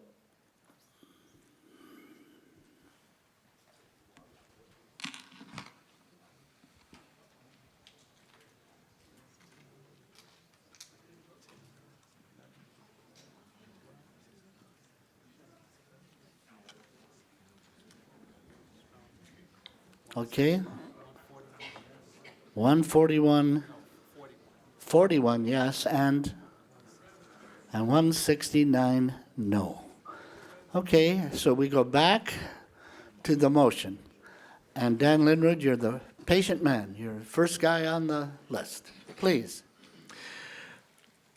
Brother Chair. I'm the first to say that I would love in different financial circumstances to be able to give, as Elder Chacon said, a much larger raise to all of our pastors, amazing educators, and personnel across the field. I understand the challenges that they face, and we all live in the same territories together and deal with the same expenses. And yet all such actions, I believe, must be made in context. And I want us to go even higher than Randy, if we can, to the 30,000-foot level to get some context. A majority of our conferences are trying to navigate the 2019 tithe deficit. It's a challenge so far. The U.S. employment and economic indicators are slowing. While economists project another recession is likely, we shouldn't ignore those kinds of projections. U.S. tax requirements have changed, impacting members' previous tithe-giving patterns. Global Adventist conversations have impacted tithe income flow. While our beloved war generation expanded this church into the world-class institution that it is, sadly, over the next decade, many will be going to their rest in Jesus, and their giving will cease. In that same time, a majority of boomer generation will retire from full employment, moving to lower incomes, affecting their tithe contributions. We still have much work to do to better engage our millennial, Gen Z, and future generations in valuing and financially supporting the ministries and organization of the church as it exists, as we are here together currently constructed. And still, I believe that the percent of tithe downloaded, the 2% from the GC, is not the golden egg. Our young people are. In all of this context, adequate remuneration to supporting existing employees must be balanced by strategic financial action. Based on our current lagging tithe context, it will be difficult to increase to a total of 4.2% by the latter half of 2021, which is the 2.8% voted last year and this additional 1.6%. We have not smoothed over a 12-month period that 2.8% yet. Base salary continuity, I would agree with my brother Dean that base salary continuity is crucial across all of our entities. We don't want entities at different levels in terms of base salary. There are other ways to relate to costs within areas such as COLA, cost of living adjustments that are apart from the, based on ERI, apart from the You're base going to have to salary. wrap it up. Yeah. So, Please. basically, I just want to appeal to Luke 10. Jesus said, "The harvest truly is great, the laborers are few. Therefore, pray the Lord of the harvest to send out laborers into the harvest." The text said we need more harvesters. We don't need to pay harvesters more. Thank you. Thank you. Yep, yes. Please, tell us who you are, where you're from. Yeah, thank you. Conrad Vine, Michigan Conference. I'm here as a lay representative. I would speak against this motion of the 1.6% increase. I come from a pastoral family. I've served many years as a pastor. But I'm speaking here as a lay member. I've sat for many years on our local school finance committee, and I see a clear divide between the denominational employees and non-denominational employees. Lay members are struggling. They don't get the education benefits that our church employees receive, and very few of them are receiving any pay increases over the last few years. I think the optics of this are not good in the eyes of lay members. I recognize that in parts of the country like Loma Linda, I'm sure Pastor Randy there is paid a fraction of what his church board members are paid. I recognize we have different economic climates in the United States, but in Michigan, where the median income is below $50,000 a year, our pastors are above the median income. When you throw in the benefits, they're significantly above the median income across our state. I think the optics are not helpful. If the pay rise goes ahead, I celebrate with our pastors. I think they deserve it. But I think the optics are not good at a time of economic uncertainty when our members are not receiving the same increases, and they certainly do not receive the same range of benefits that denomination employees receive. This may not be popular, but my job is to speak on behalf of lay members that I know. So thank you very much. Good, thank you. Over to Mike 3, and then back to Mike 1. Paul Llewellyn, Seventh-day Adventist Church in Canada, and the smallest conference in the NAD. These raises are very difficult for us to adjust to in our small conference. When we're asked what our COLA is, we don't have one. And we have to do everything we can to keep the salaries of our pastors where they are, and it's very difficult for us to do that.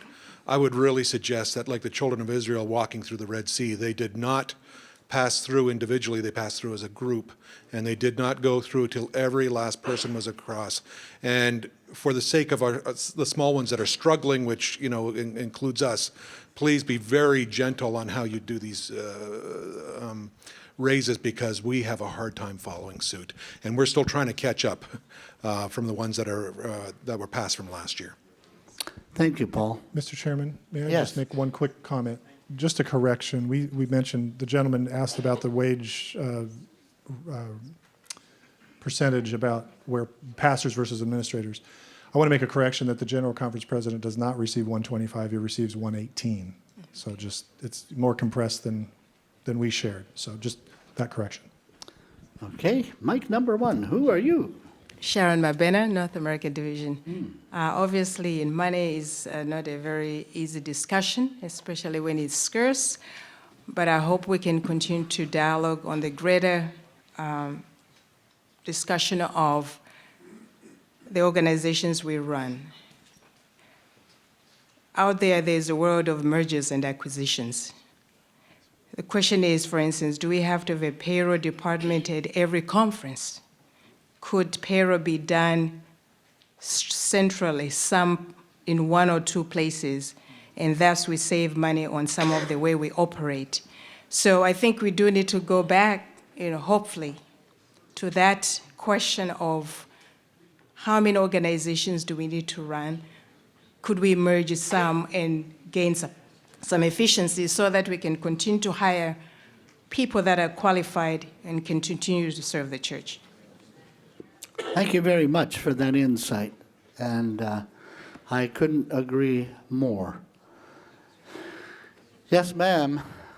We're going to say that the 3 people who are here now, well, let me just say this. If you've got an urge and you're sitting on your hands and you really want to come now. Well, every head is bowed.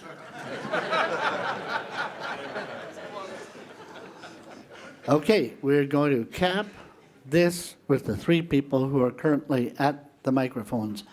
And I believe you were first. No, she was actually before, I thought, so- you were there a while ago. Yeah. Yes, Just a quick question. What percentage of pastors' salaries are benefits? So, for instance, we were able to justify lower salaries where I come from because our benefits were fairly rich. It depending on what if I just add in all of the stuff that is available, I would say it's probably between 40 and 50%. Of the salary that they make? Yeah, it's in that neighborhood. Yeah, if Okay. you add everything in. Okay.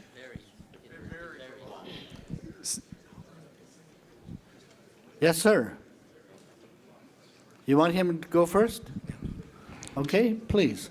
Van Dion Griffin, North American Division. I do want to say that I have spent quite a bit of time having conversations with young adults who are graduating from some of our institutions and can be a tremendous benefit and blessing to the church. When asked that question, they are very challenged with the fact that the salaries are not even commensurate with lower level entry jobs working for corporate America. I would hope that we would consider that if we want to keep them around. We do need to make the necessary adjustments. The other challenge that I have is that the tithe that we discuss a lot comes on the backs of the pastors in our local churches who work effortlessly to not only raise the spiritual awareness, but to also raise that tithe in those local churches. and to say to them that we're not willing to make adjustments elsewhere is a challenge for me. And so I would hope that we would make the right decision, because those who it affect, that's how we get those dollars. Thank you so much. Thank you. Yes, thank you, Mr. Chairman. I want to try this again. I've been working for the church for 50 years and 3 months. I have never received a raise. Never received a raise. The Seventh-day Adventist Church does not give raises. It gives cost of living adjustments. There's a big difference.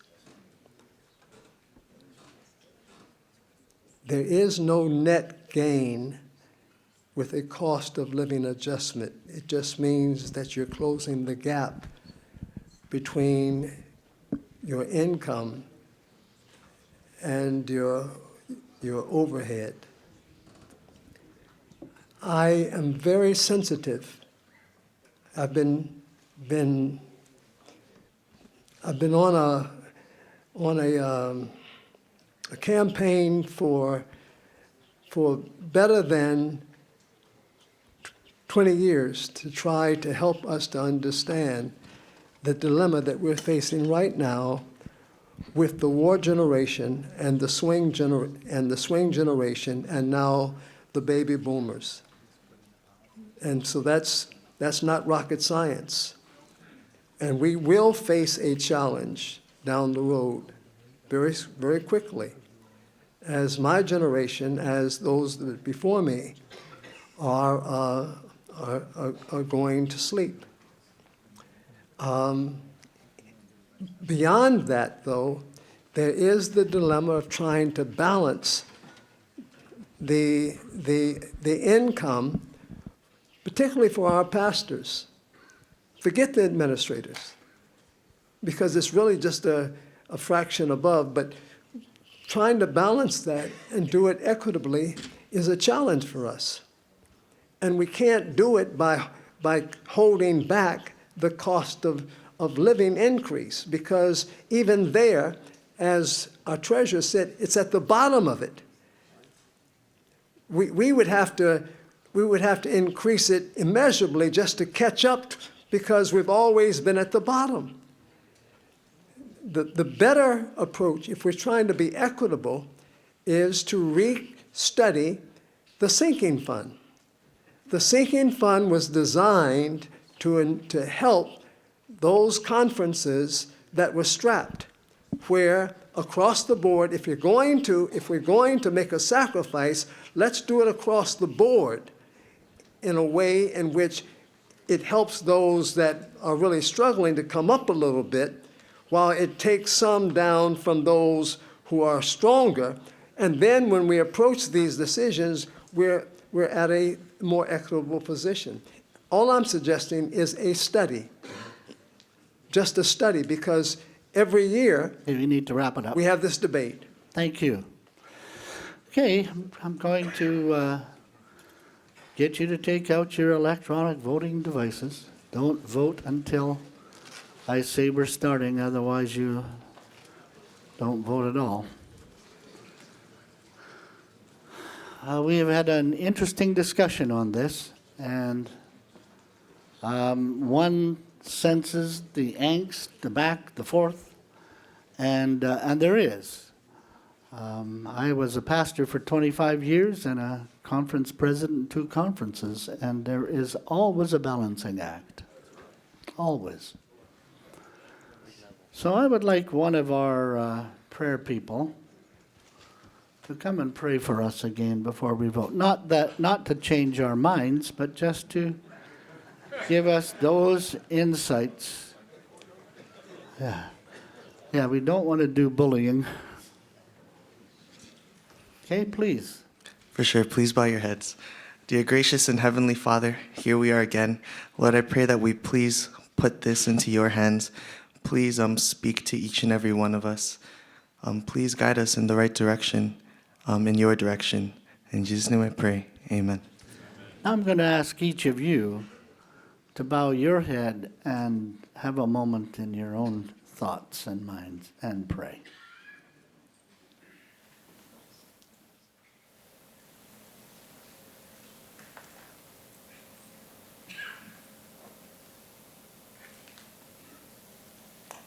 Amen.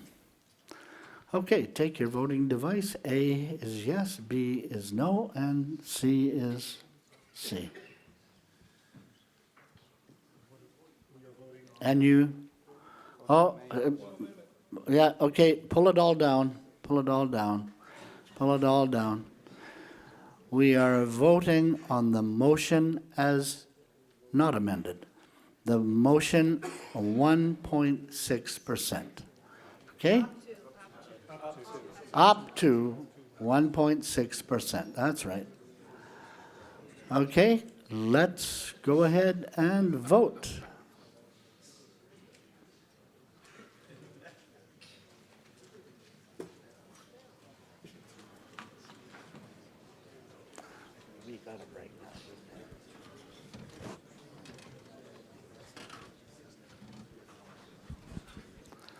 Okay, we have 173 to 49 to 2. Someone at the mic. I don't know how to do this, but I'm going to try, and if it's wrong, then just correct me. I'd like to make a motion that we have my major concern is how close we are together as a team, how far apart. So next year, when we go through this, maybe there could be I don't even know how you would get the information, but not to embarrass anybody, but I would like to know how close the entities are that we are all at the base salary. And if we see a growing disparity, then that should give us something to talk about. I'd like to make that motion. Okay. Motion is that we would actually work through the unions, asking the unions to glean the information from their conferences, and then they can send them here, and we will try to tabulate them without names so that people know and understand what the disparity is. That's a good motion. Is there a second? Second. Okay. Yes, sir. I'd like to speak in favor of the motion, Mr. Chairman. I voted yes for the 1.6. I voted, but I had reservations because my heart went out for the fine brother from New England. We talk about parity. I think we need that in the North American division also when it comes to ministers' pay. I don't think that one minister in New York should make more than the minister in New England, or the minister in New England should make more than the minister in Texas. Well, I'm not talking about the cost of living. I'm talking about salary. If he's not able to bring himself up to 1.6, there needs to be something in play so that everybody can receive the same amount. Fair is fair. Now, Elder Kibble is saying the sunken fund.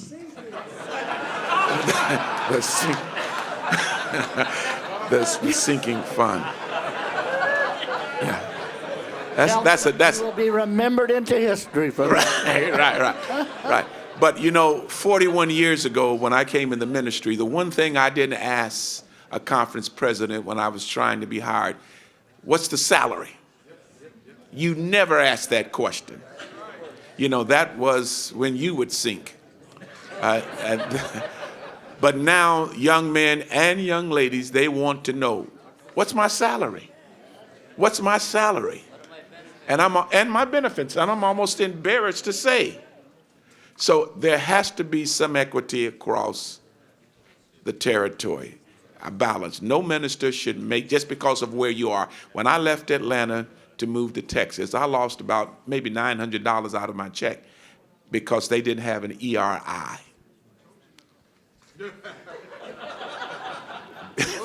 My ex-president said he told me not to go.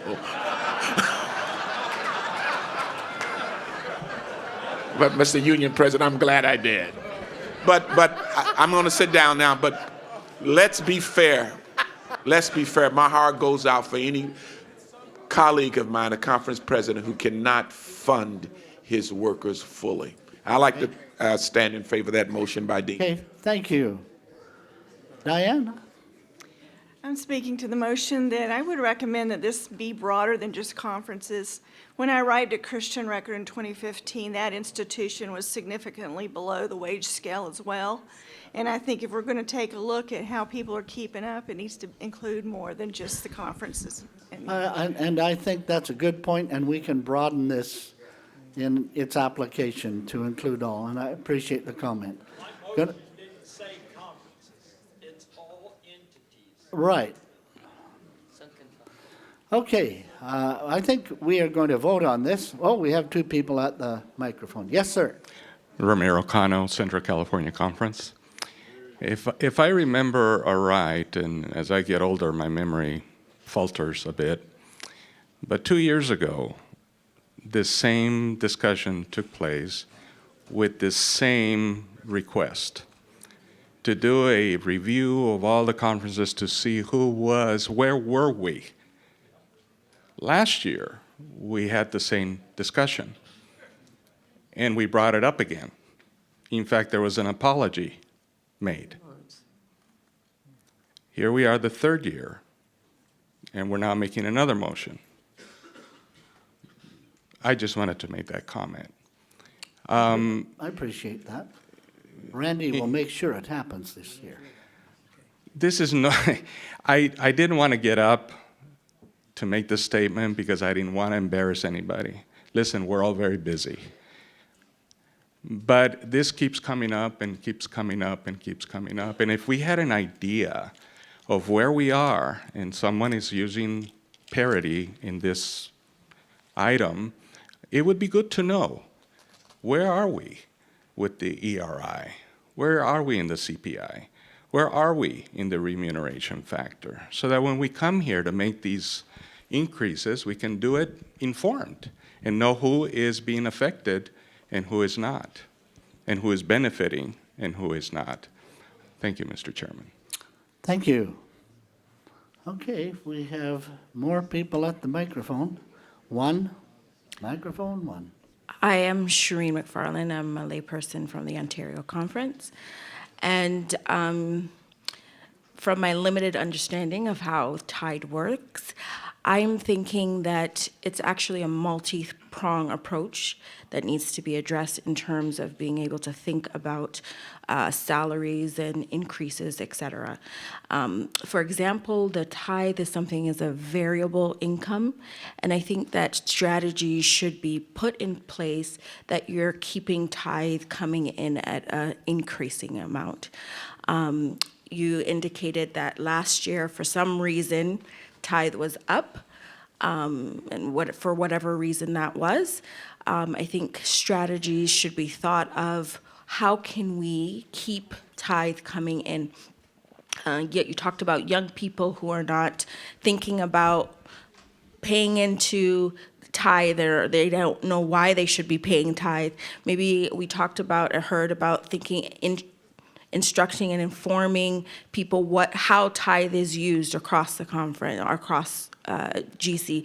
There are a lot of things that probably need to be done so that people who are putting into tithe understand it, so that it continues to come in at a regular amount and maybe even an increasing amount, so that we can support our pastors in the way that we need to support them. Thank you. We are capping right now.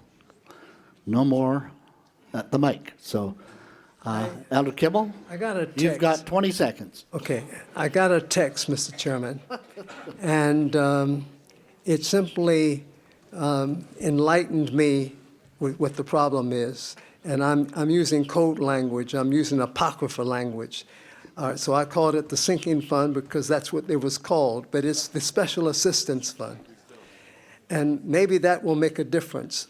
But what that does is it takes a percent of all the tithe across the board, and it puts it into a fund that makes it available where conferences are strapped for funds. And it gives you now a more equitable position to address what we were talking about that's the base salary of your pastors. So it's doing what you're trying to do without penalizing those conferences where pastors are being employed and they are taxed for the cost of living because they can't be penalized because they have to work in an area that's more expensive than where your pastors may be, even though your tithe is low. So it balances the equation. That's the study that I would like to make a motion that we give We've study got a to motion on the floor. when the time is appropriate. Well, it'll be tomorrow. Not Wednesday, but tomorrow. Mike, too. I have a comment in regards to what the President Kano said over there, that we keep on voting this like it's been consistent for the past 3 years.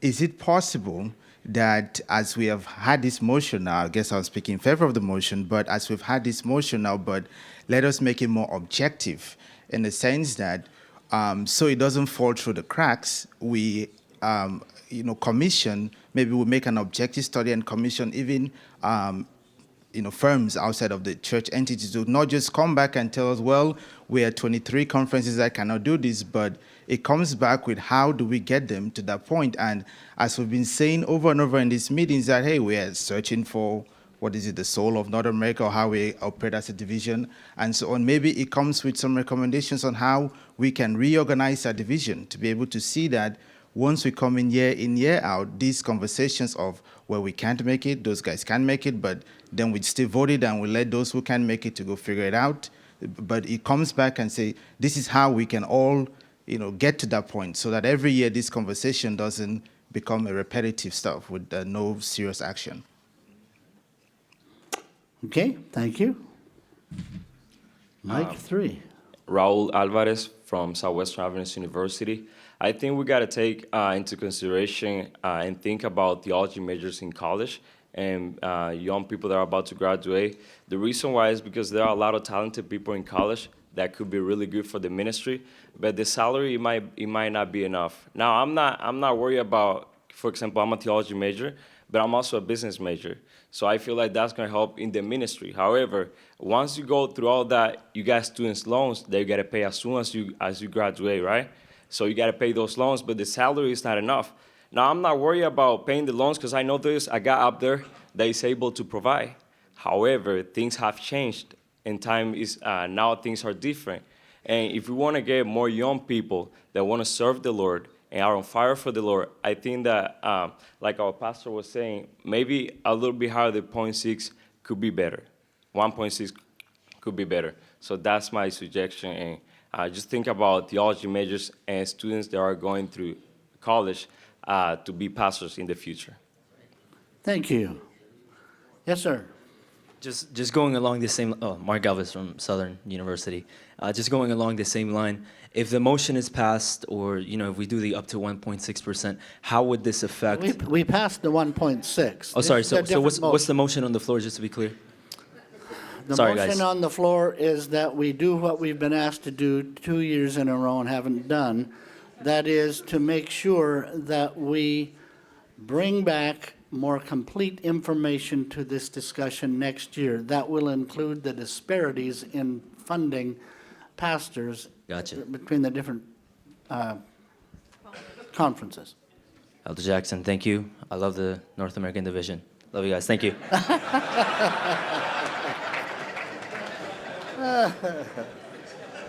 Well, that would be kind of cool if every speech ended that way. Anyway, I'm going to ask you to vote on this motion, and I'm going to ask you to do it with your little voting machine. And right after that, we are going to adjourn. No, we're going to go into recess, pardon me. Okay? Do we know what the motion is? I'm sorry. They asked for it, and I said, I don't think we'll use the electronic. Work through the unions to gather information. What's the matter?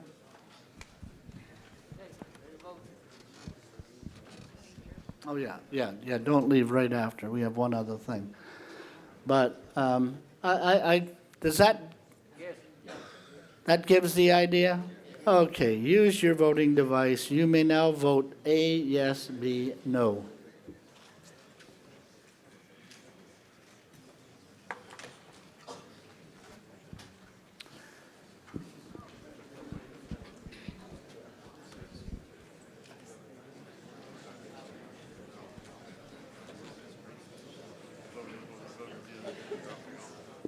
All right? 166, 10, and 2. And we have one other item that we're going to do. Randy, please. Mr. Chairman, in my department, there is a very significant change that is about to take place that I regret very much. That change is that the under-treasurer of the North American Division is going to retire at the end of this year. And I'm going to feel that loss keenly, but I did want to take a moment at this last year-end meeting that he will be in this capacity as to recognize Mike Jameson for the service he has offered to the Seventh-day Adventist Church.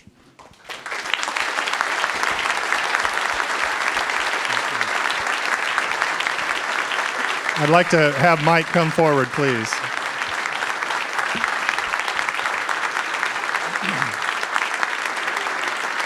Thank you.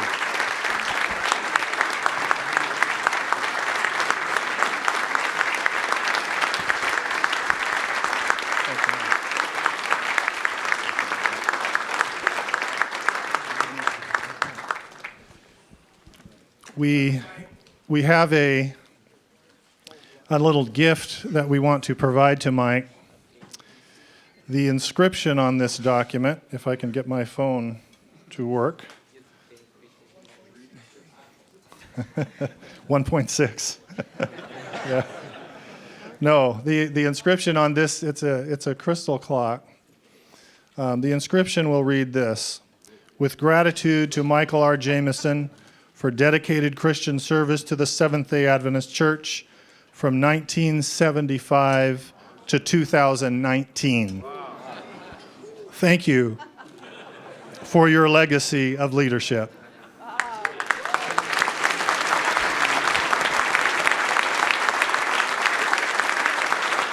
Thank you, Mike. Thank you.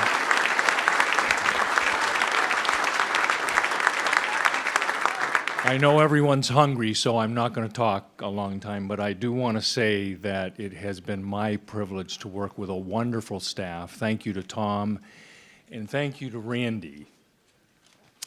I am leaving because my wife and I have decided it's time for us to do this, and we have family reasons. But if I could, I would continue to stay and work with Randy. So the team is great. You're blessed here, and thank you for this award. It's wonderful. Thank you.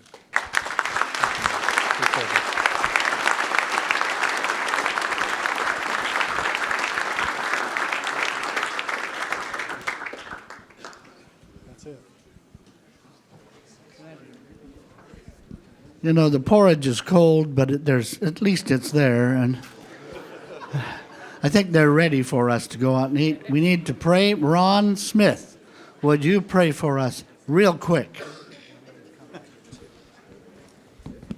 Thank you for the meeting. Bless the food in Jesus' name. Amen.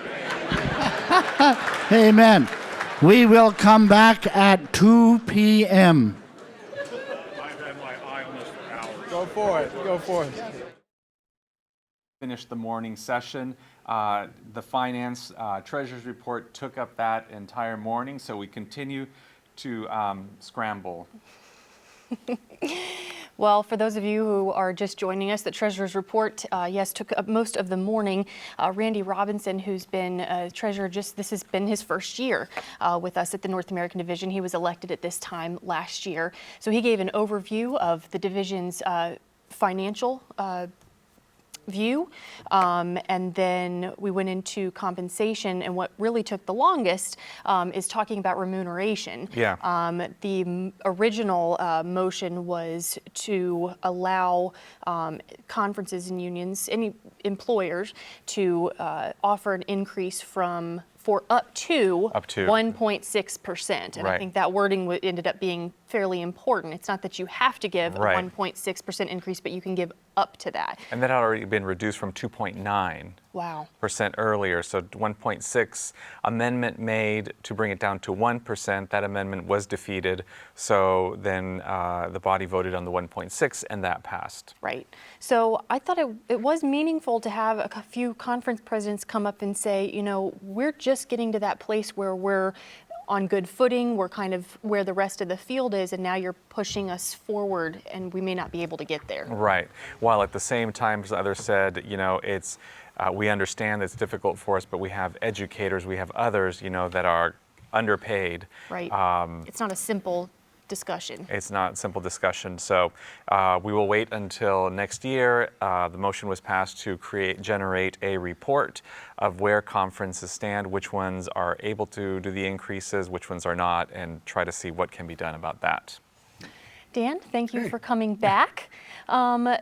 We spoke yesterday. There were a couple of people on the floor who made some comments about next year being GC session. Yeah. And of course, we know that our president, Dan Jackson, has made it known now that he's retired. Yeah. So wanted to clarify how that Yeah. process works. Right, because we talked about it. They talked about it on the floor this morning, and Karnik Dukumetsian, who's general counsel Gave the for legal view. the general conference and the North American division. Yeah, he read from the handbook and gave kind of a legal perspective, and it was, as Dan Jackson likes to say, it was perhaps it was more clear than it was before, but he thought we could maybe talk about it a little bit, you know, for people that are watching us that want to hear it in layman's terms. Sure.